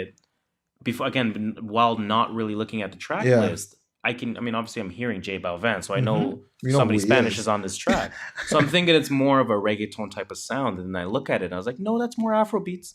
So I like the way you kind of even question yourself on a song like that, and then you have Offset who's able to flow wise, he's able to handle those beats. Yes, right. So that's what I really like about Offset's flow, that he can handle those more fast tempo type of beat. He can switch up his flow with his sense, right? With his triplet pattern of that's something I can say was impressive. That Wizkid Offset J Balvin track. That was honestly probably my favorite track. That was like my favorite Metro Boomin track because I saw more than just the basic. The Gunna track was weak. Ooh, I don't know. I like Gunna on the track. Let me put it that way. I didn't really like the whole track.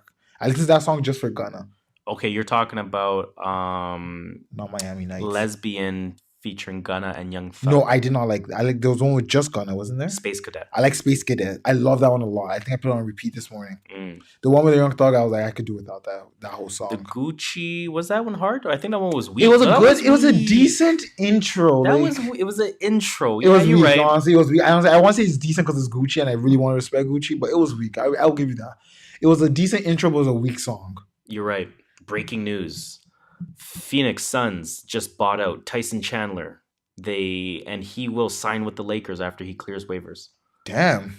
Hey, okay, LeBron. I'm not mad at that. Okay, LeBron. Doing your thing. Anyways, back to Metro Boomin. Overall, I thought the album wasn't bad. To me, it has some songs on it. It has some playlist type of songs on it. But I got bored listening to it. I agree with you on that. Actually, I didn't get bored. I won't lie. But the replay value is low. Yes, like I think that's a better way to maybe put it. 3 or 4 songs, but I'm not listening to that whole album all over again. Definitely not. Let's get off that shit. Let's talk about Takeoff, The Last Rocket. Not for me. That's all I'm gonna say. Not for me. I'll tell you this, and tell me if this makes sense. It was better than Quavo Honcho, but I liked Quavo Honcho more. Yes, I can understand that. It was more, and I think what you're trying to say is, it was more fulfilling than Quavo Honcho, but Quavo Honcho is more enjoyable. Yes, because Quavo Honcho just has no content, very little content. This Offset or Takeoff, does have a little bit of wordplay, a little more than Quavo Honcho or Quavo. But again, I'm tired of the Migos, to be honest. I'm gonna just come out and say it, man. I'm gonna come out and say it. Everyone said Takeoff was this godsend with this hidden gem within the Migos. He's not. No, he's not. He's not. He's not a lyricist. Offset is clearly the best Migo.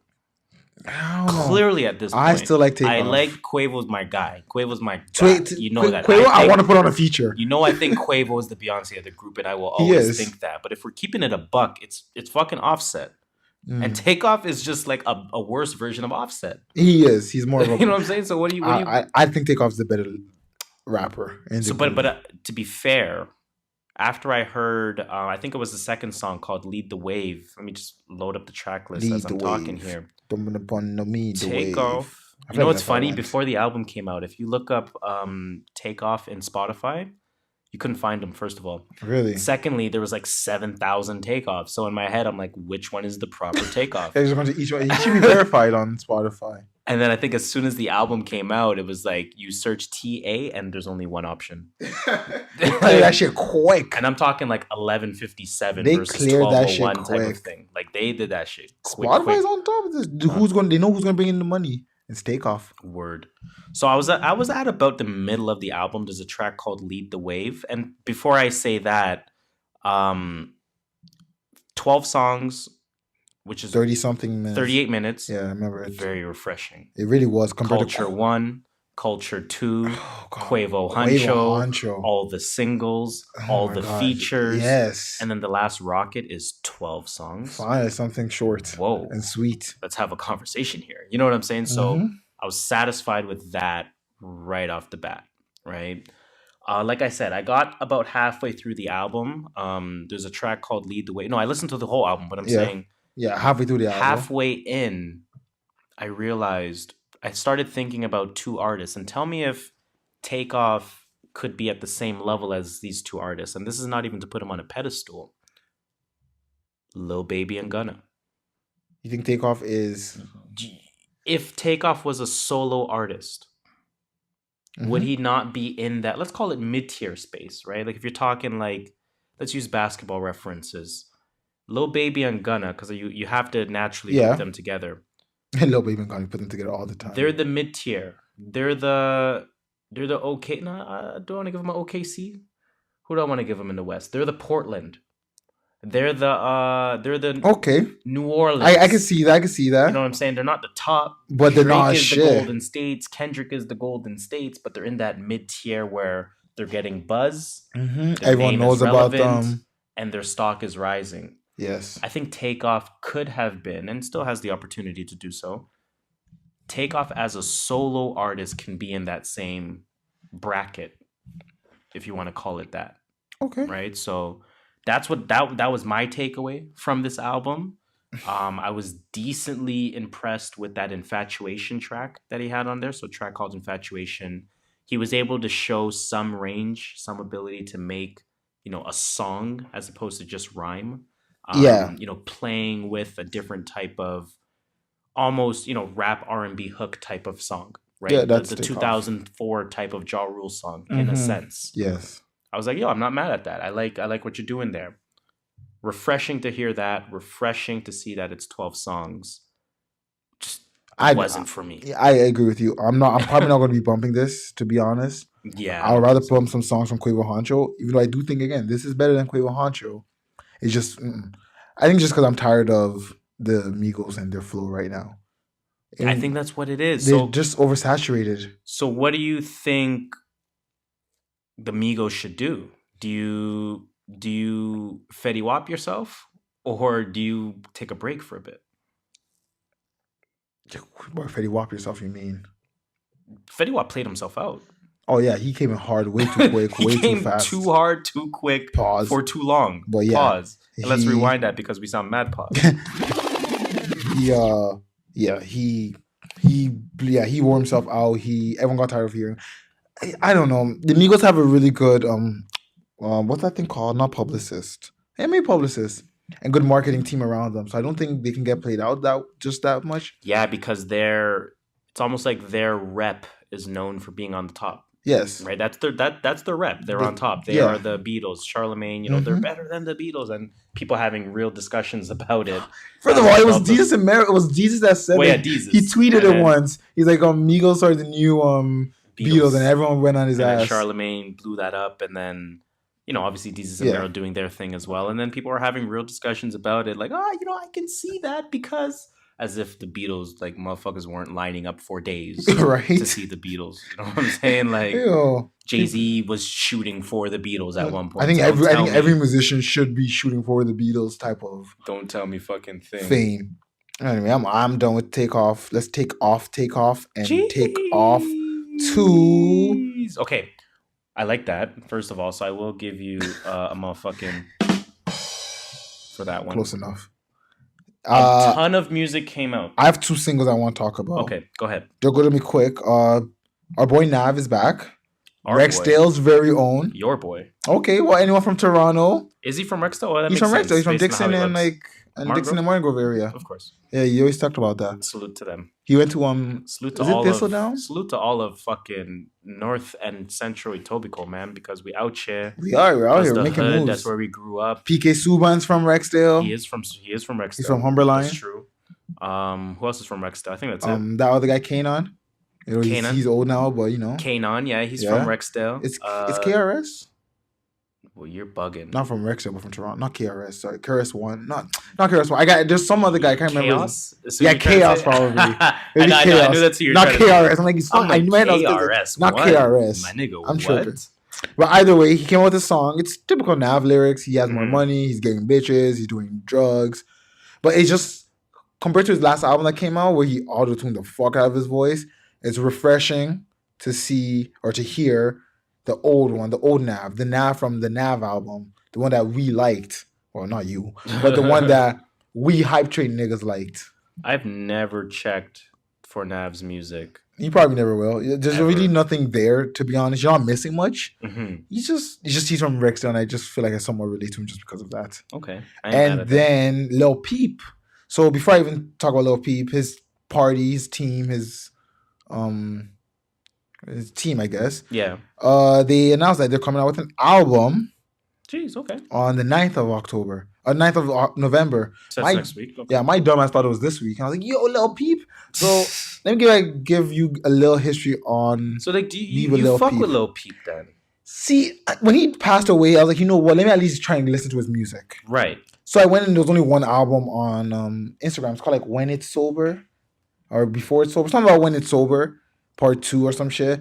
And he has really good production. It sounds like a rock band, to be honest, with hip hop beats. Okay. And other than that, his content is really dark sometimes. Like this Runaway was really dark. He talked about like not living anymore. Jeez. But if you can get by his content, he's not that bad of a musician. It is pretty enjoyable. It's enjoyable, let's put it that way. But there's a mood for it. Like not every day I can listen to Lil Peep. Of course, I would imagine. I would imagine. But yeah, those are two songs that I will be bumping definitely because I really do like the song Runaway. The beat is bumping minus the lyrics. And yeah, that's it. That's interesting. See? That is very interesting. All of that being said, there's a ton of music we didn't even get a chance to listen to. Trust me.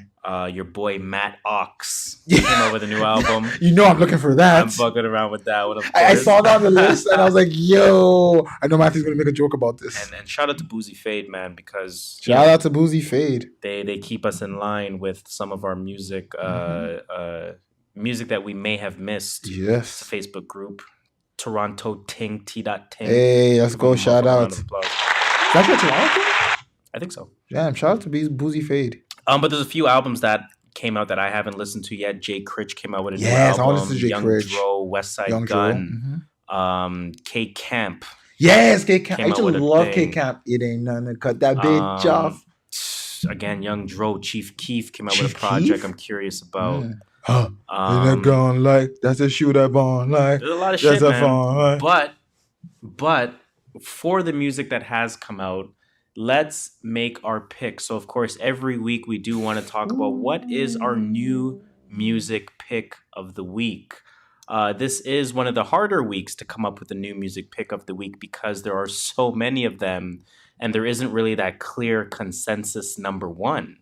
I'm actually curious to see what happens with the sales as well. But let me ask you, Shola, what is your new music pick of the week? All right, y'all. My name is JustShola. You know, I just gotta clarify Like that Oprah. shit here. You know, Just Just Just Oprah. SHOLA. Just Beyonce. My name is not Just Shola. Shola. My name is JustShola. Don't call me Just. Just call me JustShola. Just Blaze. We're extra. I'm talking yo. bad shit. We're extra.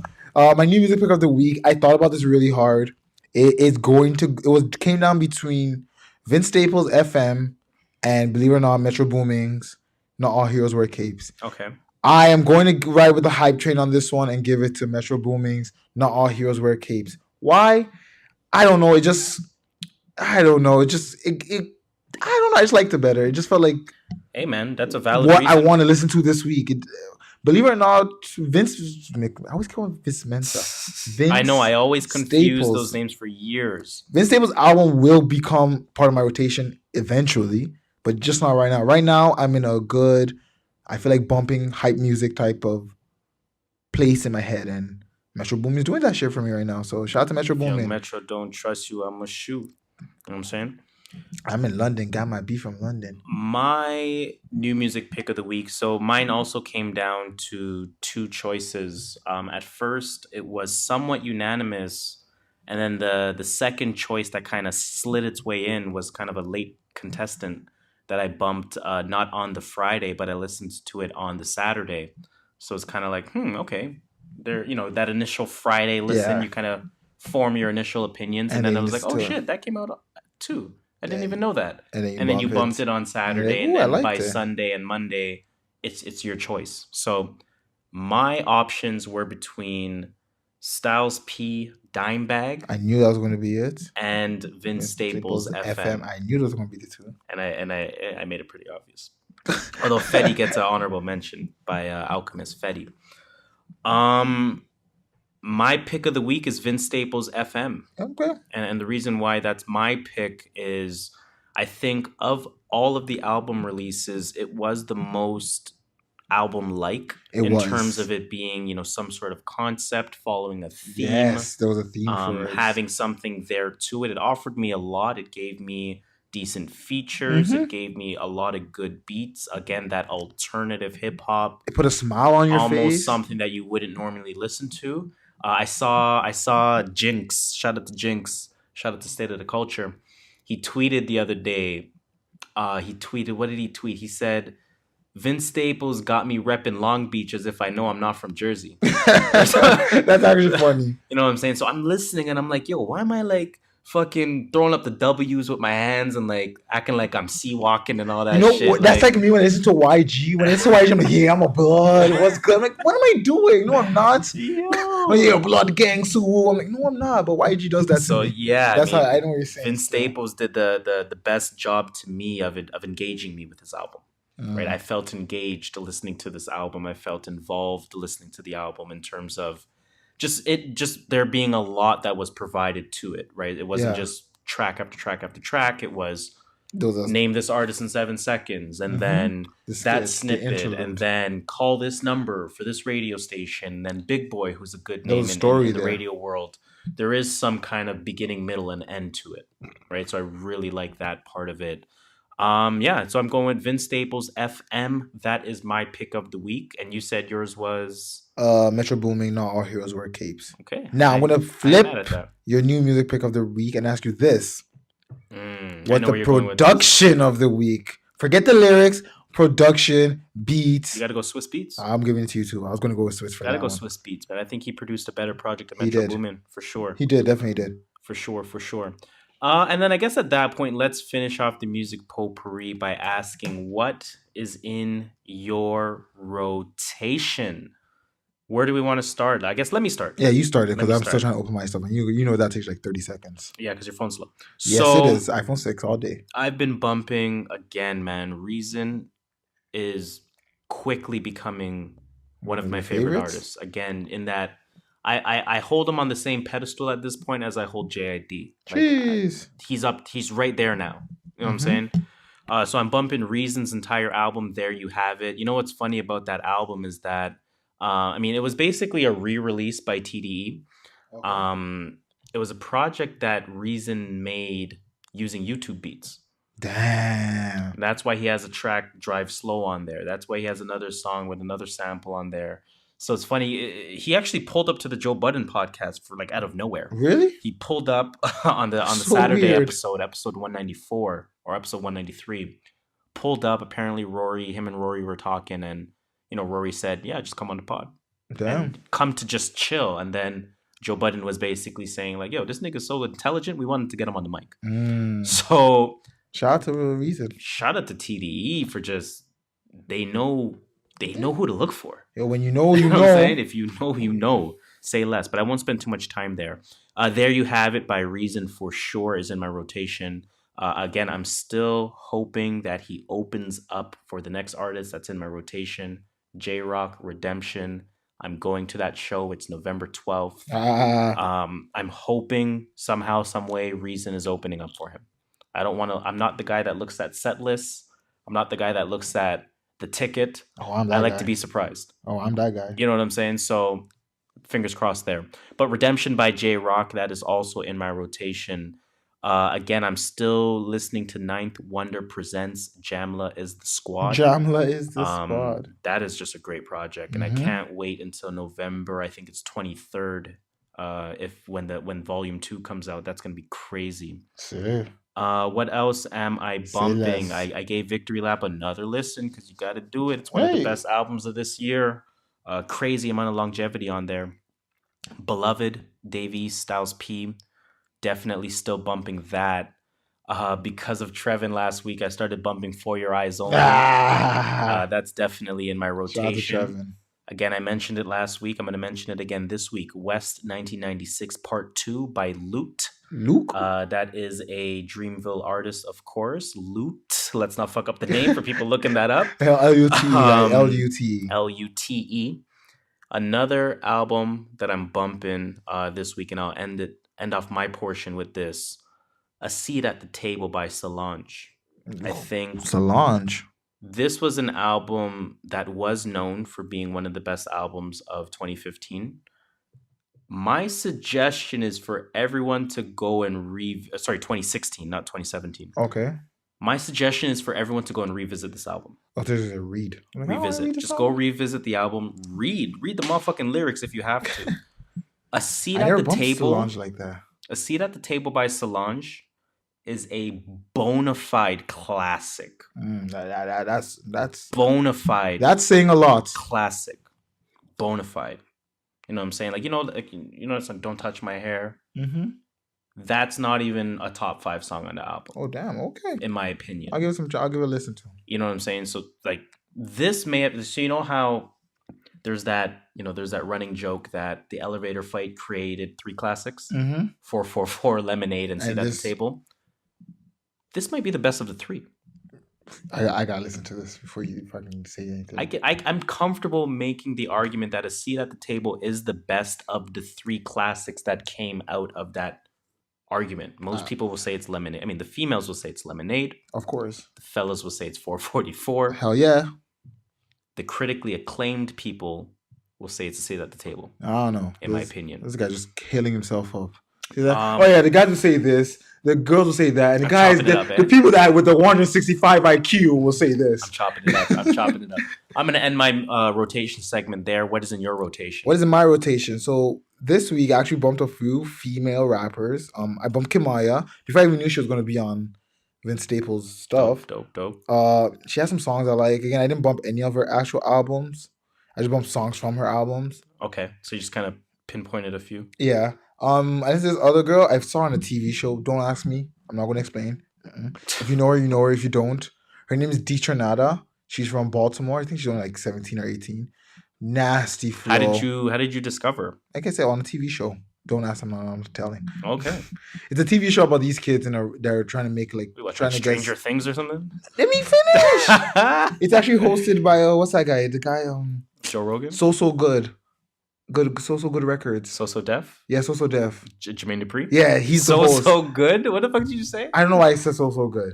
Don't So kill me. Def. He hosts it, so he gets like these 5 kids, and they go through a bunch of challenges to find out like, who he's going to sign at the end of the season. So on one of the seasons, season 3, I think, there's a girl named was Detronada. Like she was fucking fire. Like she had bars. So I listened to her. She came out with a project in 2017, June, called Adolescence Swim. Adolescence? Yeah, Adolescence Swim. Adolescence? Like I said, she came out with a thing, a project, and how many tracks is that? I can't tell, but it's 30 minutes long. Fire, straight fire. My Tie, of course, I bumped that like 3 times this week. I tried listening to North's Best by Lil Mosey. You don't know who he is. I know the name. Oh God, I'm know the name. surprised. I'm out shit, man. That shit was shit. Damn. Okay. So I probably went like 3 songs in and I gave up. Then I went to listen to some G-Eazy stuff. Some old. Okay. I listen to G-Eazy, guys. I do. He doesn't have lyrics. He doesn't have bars. He's just simple. He just wants like I want to listen to something, but I don't want to No think too limit. hard. I'm a fucking soldier. Yeah, shit like that. Like it's no shit that you don't have to think about. And it's better than like hype music because he is somewhat different. So I listened to a bunch of stuff from his first 2 albums, When It's Dark Out and These Things Happen. I bumped a little bit of Under Pressure again, continuing from last week. What else did I bump? Icebreaker, as usual. Carter 5, of course. Made in Tokyo's album. I only bumped 1 song from it, and it's called Margiela Problems. One song. It features Blood Orange. Okay. Oh yeah, that's the track that you spoke about. Yes, I really love it. I got a modular problem. Anyway, what else did I bump? Of course, Love Me Now. I bumped that. It somehow made its way into my rotation. I thought it wouldn't this week. And then a bunch of singles I'll Run You Down by 420 in London. What else did I bump? Every Season by Rudy Rich. Hard Work Pays Off, Juice World, Future. That's really much about it. Miami, Gunna, Tory Lanez. You know the regular shit. The But regular shit. That crosses out my list. A bunch of singles too, so. I ain't mad at it. Let's get it. Let's end the music potpourri segment there. At that point, of course, you know what it is. We got to get into that entertainment report. Really, one major thing I want to talk about in the entertainment world, because it is that time of year. We are in the month of November, of course. It's weird because It's Movember. it is November. Yo, you hear the new thing that's going on? It's No Nut November. Yo, who the gay niggas that said that?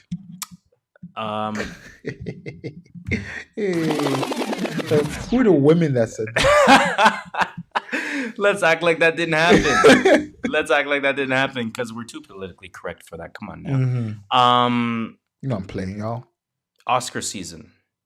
Oh, they're still talking about So no the nut. Oscars, of course, the Oscars are in February, if I'm not mistaken. Wow. They And are when in they are. November of every year, all the Oscar movies release. Oh, the Oscar movie. Oh, Literally. because that's the last month I think you can get in to be nominated. Something like that. Some bullshit like that. Some bullshit like that, right? So I noticed a trend with these Oscar movies. They all seem to be, coming of age films, if you want to call it that.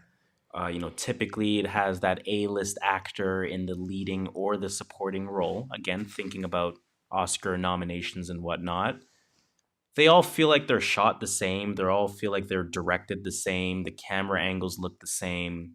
And everyone knows exactly what I'm talking about, right? So if I look up a few nominees from the past, so if you go back to 2015, Boyhood, Selma, Good movie.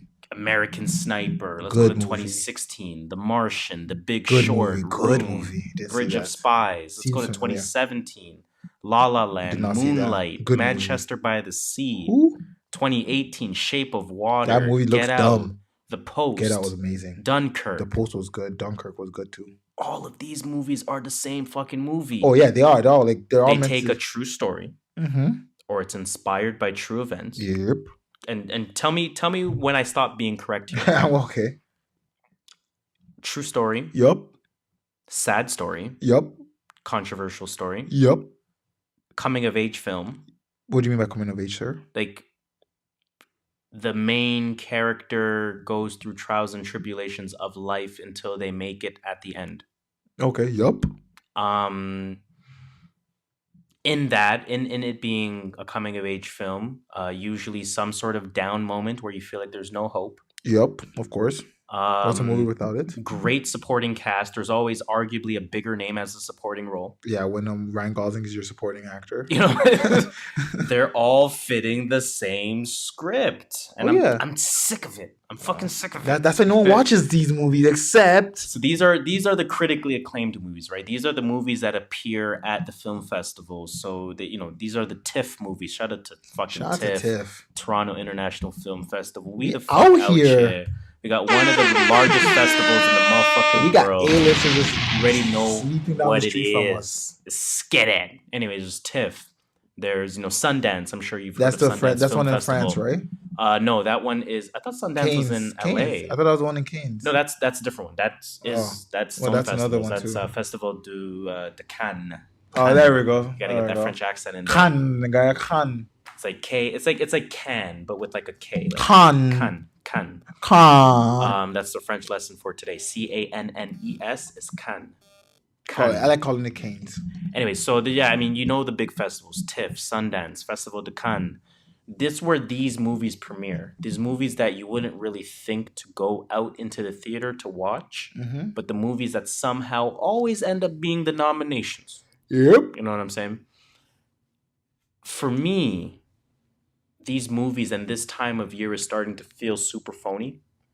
It's like it's not even that they're really aiming for substance anymore. I feel like these movies, like even if you go back a few years ago, American Sniper was a legitimate substance. It's the It was. American motherfucking sniper. It was a good movie. Did you see that Boyhood movie? is I like Boyhood. I actually Boyhood's never one of saw my favorite Boyhood. movies in the last 10 years. I never saw Boyhood. It's a great movie. That's the movie that was shot over like 12 17 years. years or some shit. Yeah, some bullshit. You know what I'm I saying? don't like that Selma, time. I didn't watch. Some had Budapest to do with Hotel. racism. Budapest It was Hotel. like slavery, actually. That's Selma. Selma? No, I know Selma. I'm saying Grand Budapest Hotel, great movie That was a visually. good movie. I love that movie. Great movie visually. I like that one a lot. Those ones had a little bit more substance back then.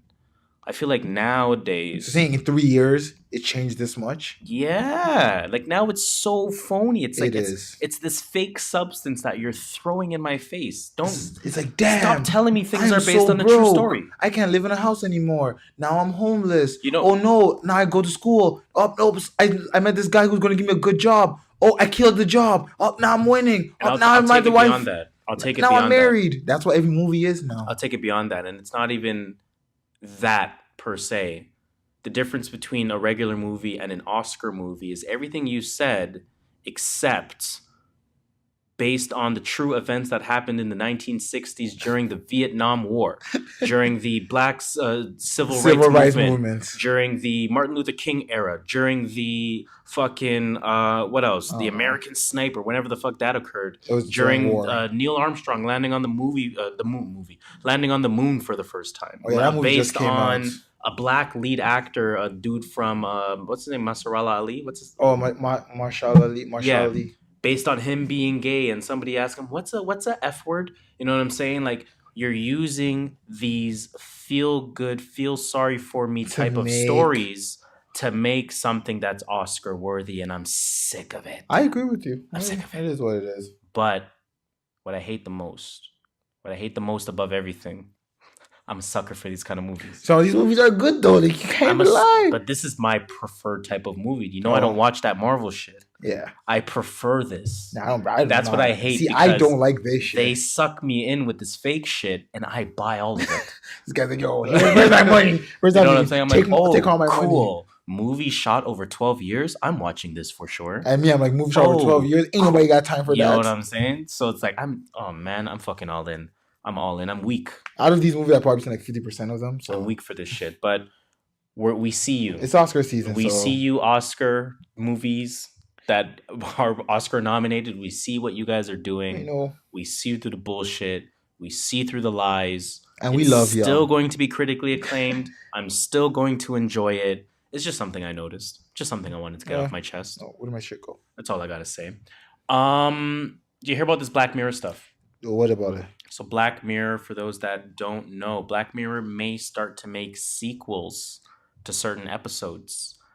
Very interesting. IMO. There was a recent interview that was done with who was it with again? Digital Spy. Was it? Oh yeah. It Digital was with Spy. Digital Spy.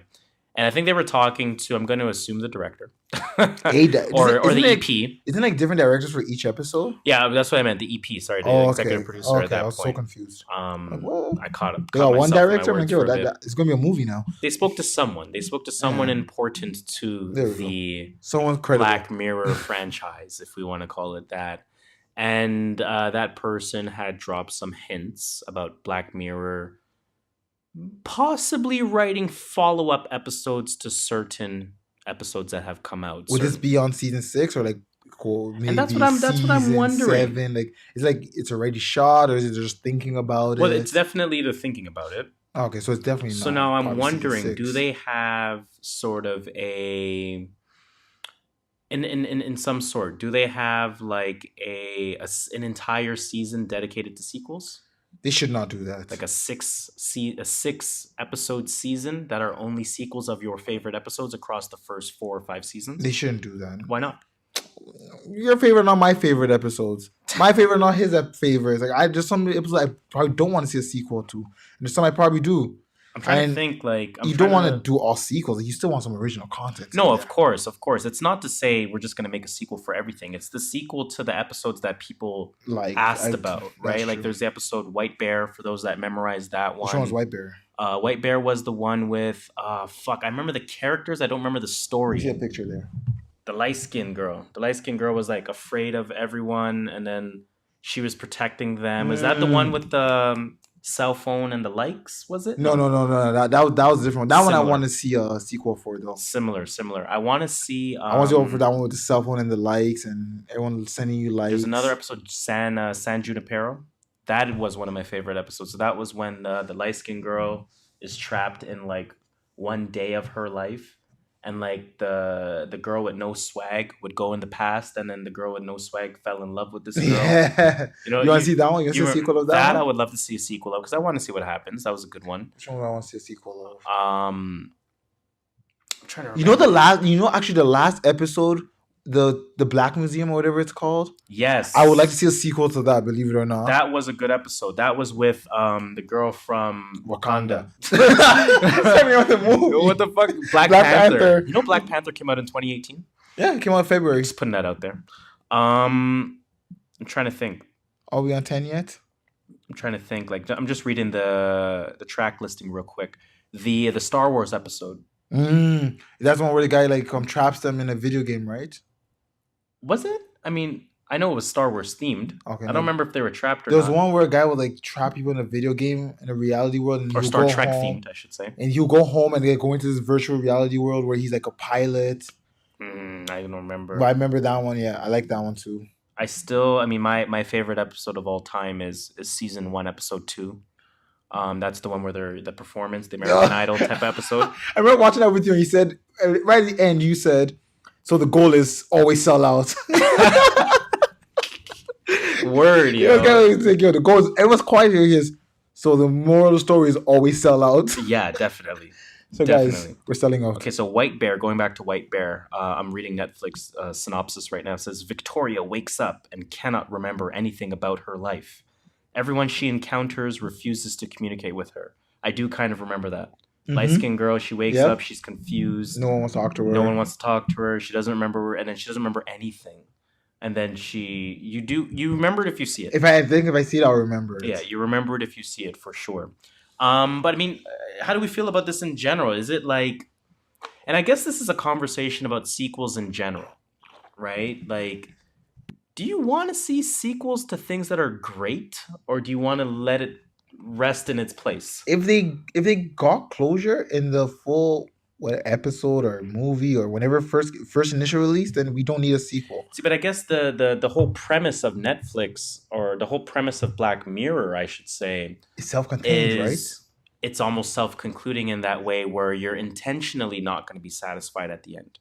For virtually any episode, you're not going to be satisfied. But that's on purpose, right? Exactly. So now it's leaving that open to interpretation type of feel to it. Do you want to leave it in its greatness to say, let us draw our own, let us have folklore, and let us have our own fan-made endings? Yes, that's what made Black Mirror so good, because you can go to someone else and became be word like, of mouth. Right? Yeah. It became that show that you have to watch. And you go to someone and like, what do you think about this ending? And like, I think they did this right. Like, I think they did this wrong. And that's what made Black Mirror fun. The fact that it was open-ended. And I think part of what makes Black Mirror very fun as well is that it's hard to explain. Oh, yeah. You just got to watch it. Right? It's one of those where it's like, honestly, bro, it's like, I mean, there's some of this, some of that, but you just got to watch it. You got to watch it to get what I'm saying. Yeah. The only description that's consensus with Black Mirror, It doesn't follow a storyline. Exactly. Not every episode is different. Exactly. You don't have to watch season 1 to watch season 2. You don't got to watch episode 1 to watch episode 2. You can just pick up. They're all mini movies. I'm probably going to watch it this few weeks next. Now I want to watch it again. It's coming out? Or you I just want to watch rewatching? Like I haven't watched season 1 in a while, so I'm down to watch. I'm down to watch season 1. Yay! What else was I gonna say? Fuck, I had another quick point about Black Mirror. Oh, I completely fucking forgot. Wow, my brain is not working today. But anyways, sequels. Oh yeah, what the sequel does, and I'm both on board and off board with the sequel idea. What the sequel does is it brings that explanation to it. It brings more of a linear discussion to that respective episode. And it's like, But like, doesn't it end that episode pretty much? It ends that Like, storyline. Yeah, let's say they did season 1, episode 3, just a random number. And now the next new season, they do a continuation of that. Like now I know how that ended. Like the question that I would talk to someone about oh, what do you think about this? Now becomes, oh, we know what happened. But now they can capitalize on that curiosity. Yeah, go Right. away. So, I mean, we know the money part of it. I get it from that perspective. Even from an interest perspective, I kind of get it because I am interested. We have some things that are I'm like, interested in seeing those potential sequels and conclusions, if we want to call them that. But there is that part of me that likes the rawness, the organicness, if you want to call it that, of open interpretation, of folklore, mystery, of the history of all that stuff. You know what I'm saying? like, you know, when you're talking to a girl and she's a little mysterious, like, yo, I kind of want to know more. Word. But if you know everything, like, she's boring now. Yeah. Like, that's how I feel about it. Like, I kind of want to know more. Just leave it the way it is. Well, I mean, you know, we're speaking about theoretical males, of Like, course. there we go. Exactly. You know, because we're not like that. We're different. Black men don't I'm cheat. different. Yeah, I'm different. Pull up to the scene with my silly missing. Let's get to that sports talk. No. So that, of course, ends the entertainment report. Sports talk. Do we want to even do sports talk this week, man? Shout out to D Rose for dropping 50. Shout out to Derrick Shout out to motherfucking Klay Rose, for man. dropping 50 in 10 minutes. Yo, I saw the biggest ESPN stat, and I was going to tell you. In the whole NBA history, there's only one player, and he's done it twice, to drop 50 points in 30 minutes or less. And it's Klay Oh my Thompson. God, they're both Klay Thompson. Yeah. It was like Steph did it in 31 minutes. Yeah, You know some what I'm bullshit saying? like that. I Some don't bullshit. know. But some ESPN stats. Shout out to them. quick little sidebar, and this probably will be the shortest sports talk we've ever had. Quick little sidebar, and shout out to this person. I think they listen to the pod. There are peoples. Hey, shout out. Play ball on Thursdays. Fantasy Not going to ball expose too. the man's name. Fantasy ball as well. Not going to expose the man's name though for his sake. Hey. Can anybody in the NBA get hotter than Klay Thompson? And this argument includes Steph Curry. No. There's a reason Yes, why last year they used to always give it to Klay on the first play of the game. And they actually did a study on it, and everyone believes it's because they want to see if Klay can get hot. Because if he hits that first shot, they'll give him the second shot. And if he hits that, they're like, oh, Klay's hot. Fuck, They already know that. Shout out to you for that. Just- Random they- stat that you just pulled out They of your head. watch. You know, people watch Golden State. I was watching some YouTube guy, and he's a Golden State fanatic, and he literally all he does is watch Golden State plays and like talk about Golden State plays and why people like how teams scouted them and why they can't beat them or why they could beat them. It's messed up, but yeah, if Klay's hot, you're not stopping Klay.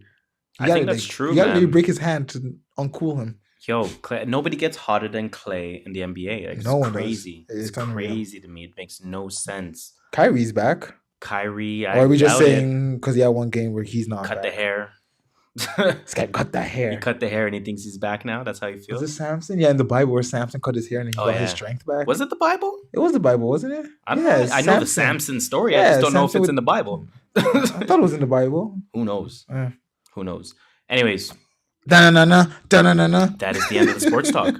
Let's get into some random thoughts, man. Let's get into Is some random there- thoughts and let's finish this off so motherfuckers can proceed with their day. Yeah. So, of course, March Random too. Thoughts is our time to check our Instagram, check our Twitter. What's the random shit that we saved for the week? What's the random shit that we were eyeing for the week to possibly talk about more in depth? Sir. I want to do a quick shout out, though. Shout out to the Dank News Yo, podcast. shout out. A lot of engagement on our posts on They follow Instagram. us A lot of heavy. communication. They follow us. They fuck with us. They like our shit.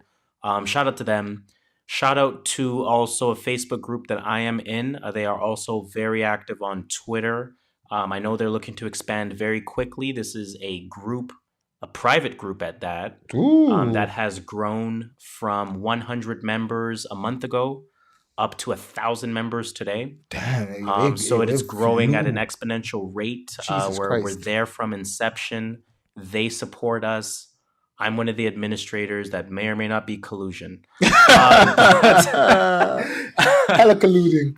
But no, I mean, what it is, man, Joe Budden podcast group worldwide. For anyone that is a fan of the Joe Budden podcast, for anyone that is a fan of Savon's podcast, the Need to Know podcast, we have a central hub. We have a central hub for you guys. It's called the Joe Budden podcast group worldwide on Facebook. From there, of course, you can find all other socials from there. Private group, send that invite. I will personally click accept.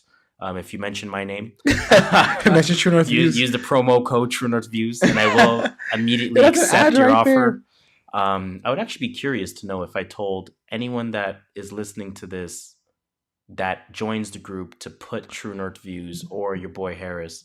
I wonder how many They'll actually get. Yeah, I'm curious. Yo, you guys do it just curious. for But curiosity's shout out to them, man. sakes. Shout out to them. They support the Joe Budden podcast. They support the Need to Shout Know out podcast. to Joe Budden. And they group, support podcast us, group man. They worldwide. support the True North Views podcast. So we appreciate that. We trust you. Sorry, we appreciate that. We appreciate Listen, 6 months from now, when that group is at 10,000 you. let's say, Yeah. we're getting a weekly Listen from them. notification. You know what I'm Yeah. saying? We're getting that weekly, hey guys, True North Views podcast is out today. Go listen. That's So- big. That's something. It's big. It's better than something. nothing. The group engages. There's a lot of funny discussions out. that go on in that group. It is a private group, like I mentioned. So, we get to the shits. Join them because they're awesome. Quick round of applause for them. Shout out. Now, random thoughts, man. What the fuck is on my Instagram? Who's going to be the first rapper to write a bar about Derrick Rose scoring 50 points? Fab. You actually said Fab? I don't know. That's my answer right now. The guy that posted it wrote Fab. Oh, did he? Yes. I'm with Fab. I'm trying to think of the line. I'm a wolf dropping 50 like I'm Derrick Rose. Some shit, you know what I'm saying? Yeah, just something Fab would say. Definitely some shit like that. Did you hear about the thing they had for Mac Miller? Yes, I heard about it. I heard it was like freaking bananas, that performance. The amount of names I was seeing Yeah, on there. I'll tell you something. I'll just run you down some artists. Dylan Reynolds. All right, okay. I'll name you artists we actually know. JID, Okay. Domo Genesis, Goddamn. Action Bronson, Mm. Earl Sweatshirts, Mm. Ty Dollar, Vince Staples, Anderson Paak, John Mayer, Miguel, Ray Sherman, Schoolboy Q, SZA, Chance the Rapper, and Travis Scott. That's a lineup. Now they all perform like one or two songs. Of course, they had But a still. short set, 10-minute set, give or take, per artist. Salute to them, of course, for coming together for that cause. Money went somebody to- in, and shout out to Boozy Fade as well. I mentioned that earlier, but shout out to them again. Somebody in the Boozy Fade group, I think, said they went to that show. Oh damn! And they said it was just crazy. I Of got to go course. back because I think they either posted pictures or videos or both. Damn. So I'm gonna go back and look at that because I'm curious, man. That shit sounded crazy. Like just to have all those names in one spot. Did you hear? This is actually, I don't know if this is a rumor, and I hope it's not, It's a rumor. because this would be great. 50 Cent has announced that an 80s themed prequel to Power is in the works, where we will see how Ghost, Tommy, Tasha, Angela, and Kanan see how they met. I'm for it. 80s themed prequel. I'm confused at that part. 80s themed prequel. Just means they're in the 80s. But how can they be in the 80s and meet unless they're fucking kids? See, that's the thing. I thought Tommy and Ghost were friends from kids, and Kanan, they're all friends from kids. That's what, or, Angela like went to their high school, and I don't know or how elementary or something. she met. Yeah, I don't know how they met Tasha. So is this gonna be like a kid, like not a kid show, obviously, but is it gonna be like the lead voices? Is this Stranger Things? You know what I'm saying? Like, are we seeing mini No, we mini can't. Angie? They gotta and be. mini They're probably gonna be Ghost? like high school age. Is this like what's that Big Bang Theory spinoff called? Young Sheldon? Is this Young Sheldon? Pretty much. But I think we're gonna get like high school kids, like probably like in Maybe. grade 11, 12, 10, 11, 12 maybe. Maybe like a high school thing. Yeah. Did you see Jay-Z and Beyonce's Halloween costume? Oh, weren't they? They killed it. Let me see. Beyonce dressed up as a Flojo. Oh, Track and field aficionados out there. and Jay-Z was that guy. Jay-Z was the dude that Tommy Smith, There dude we that go. hung up the black fist, of course, after winning his medal. Shout out to him. Shout out to them, man. That was a good costume. See Funk Kyle Flex, Lowry's costume? before that, Funk Flex is back to clowning. First of all, the Drake It's conversation irrelevant. ended. The reason why I did not want to talk about because I was like, Drake conversation ended 2 weeks ago with Funk. Like, just trying to use relevancy to bring. Well, I mean, Funk and Nicki are on the same agenda, right? So, Not really. That's true. I don't know. I didn't think I had anything else. I think I have one more. It was a slow week for me. Pharrell Williams. Did you hear about Pharrell. this? Skateboard P. You hear what he did? What do you do? Skateboarded? He sent a legal notice. Oh, to Donald Trump to not use Donald because Trump said, I'm "Don't happy." motherfucking use my motherfucking song after a motherfucking shooting. I can never even see Donald Trump. I can never see John Legend talk like that. John Legend? You mean Pharrell? Sorry, Pharrell. Wait, why do they think John Legend? You know, we're at that point. That's your first time saying John Legend, first of all. Why do they think John Legend? Because we've been recording for 125 minutes. Jesus Christ. 135 minutes. Oh, Actually, God. let me count that right. That's when you know it's time. It's getting close to time to end the podcast. Once we start making mistakes like that. I feel like Pharrell can be evil. I can't even say Pharrell. No, Pharrell 35 minutes. sent that legal notice to President Donald Trump. Don't use my motherfucking song, You nugga. motherfucker. Nugga. So I'm here for that. Shout out to Pharrell, man. Kanye, we kind of spoke about it at the top of the show, but the actual tweet itself makes people think that he's back is, my eyes are now wide open, and now I realize that I have been used to spread messages that I don't believe in.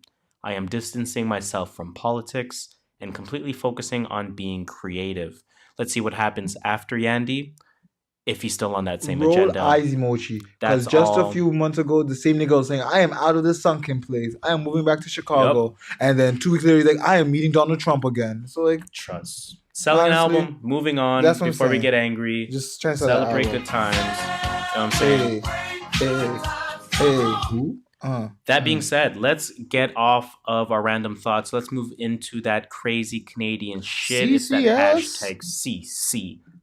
Yo, guys, if you guys see some crazy Canadian shit, good point. Hashtag or add us with the hashtag CCS. Add us, and we will talk about it if it's crazy enough. We'll give you that shout out. Good we will point. give you that shout out. Great point. So CCS, of course, is that segment of the week. It's those eye-raising stories. It's those crazy stories. Those what the fuck stories that all have the commonality of being associated with Canada. You notice how I changed the wording there because the one CCS I have is not in Canada. But normally it's in Canada. But I have an interesting one today that I wanted to share with you guys. We do. Let's just get right into it then at that point. Do you want to go first? Okay, you go first. China is warning its citizens in Canada, so a Chinese citizen in Canada, warning them of their marijuana use. Now, of course, for those that don't know, marijuana is legal in Canada as a country. Celebrate good times. Hey. That's crazy, IMO. But anyways, China is saying, whoa, hold on. China has issued a warning to its citizens that are in Canada of the potential threats of marijuana use. Now, despite the recent legalization of the recreational use in Canada, the Chinese Consulate General in Toronto published a statement on the official website, I guess the Chinese official website, and that statement said the consulate would like to remind the Chinese citizens in the consular district, especially international students, in order to protect your own physical and mental health, please avoid the use or contact of marijuana. Now, there is what they call Article number 357 in China. It's part of their criminal code conduct. Without getting too political about it, essentially what that Article 357 does, it allows them to place marijuana in the same category of narcotics such as heroin and cocaine. Okay. When it comes to crime. And essentially, a Chinese citizen in Canada, if they come back to China and they have traces of THC in their system upon returning home, they can be convicted as a smuggler and they could possibly face the death penalty. Yo, China wildin' sometimes, man. China be wildin', man. Apparently, that's light compared to other Asian countries. Hey, man. Guys, do what's best for yourself, man. Bruh. I can't tell you how to live, but do what's best for yourself. That's all I got. I got one. Let's hear it. TTC is canceling Metro passes after 2018. Damn. Now, the TTC is, of course, our Toronto Transit Commission. Yes.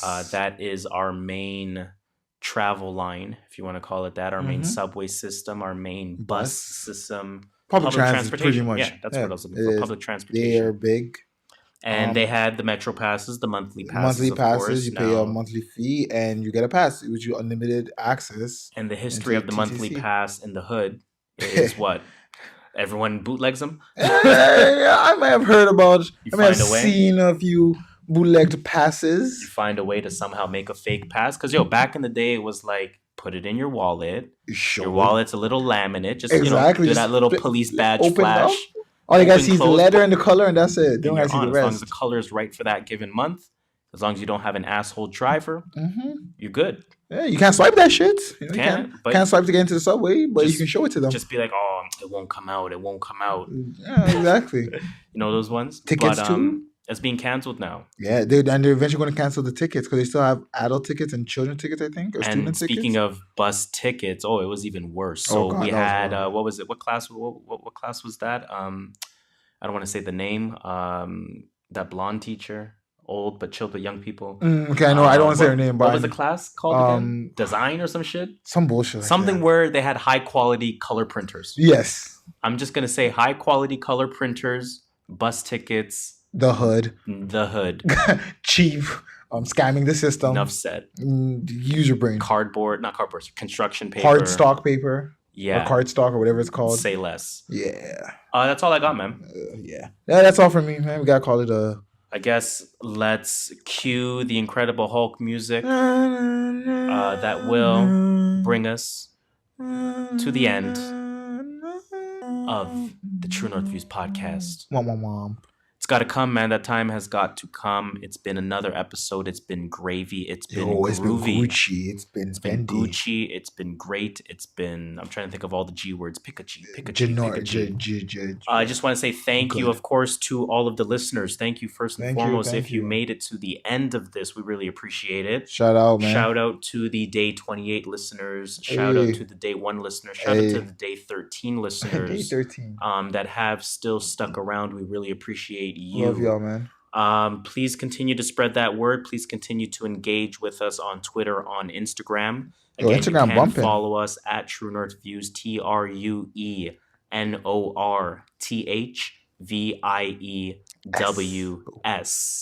And that's why I do the plug. Otherwise, you can just search us, even just on Google, True North Views Podcast. You will find us on whatever platform you prefer to listen to podcasts on. If we are not on that platform, please let us know so we can address that. And most importantly, we're going to ask one thing. Please continue that conversation by telling a friend to tell a friend to tell a friend to tell a friend to tell a friend to tell a friend. You know what it is. It's that 6 degrees of separation, baby. Wah. Now, as usual, I go by the name Harris. You know, I skirt by the name JustShola. I guess you just got to tell them that number one rule. Yo, watch out for the waste, man. Watch out for the waste, man. You already know what it is, man. It's November. It's cold as It's shit, cold. guys. So Happy stay Halloween. warm. Happy belated Halloween. Belated Happy Halloween. early Thanksgiving to our to the American. US listeners. Happy early Christmas? Boxing Day. I don't know. Black Friday. Who the fuck Cyber knows? Monday. Happy Oscar movie season. You gotta say- Happy holiday Happy shopping. Ooh, holiday shopping. Happy, cause I'm happy. Never mind, I'm gonna get sued. That's what I'm But saying, that anyways, cease and guys, desist. stay warm out there, Yeah. please. It's a True North Views podcast. It's episode 28. We in this beach. As get it.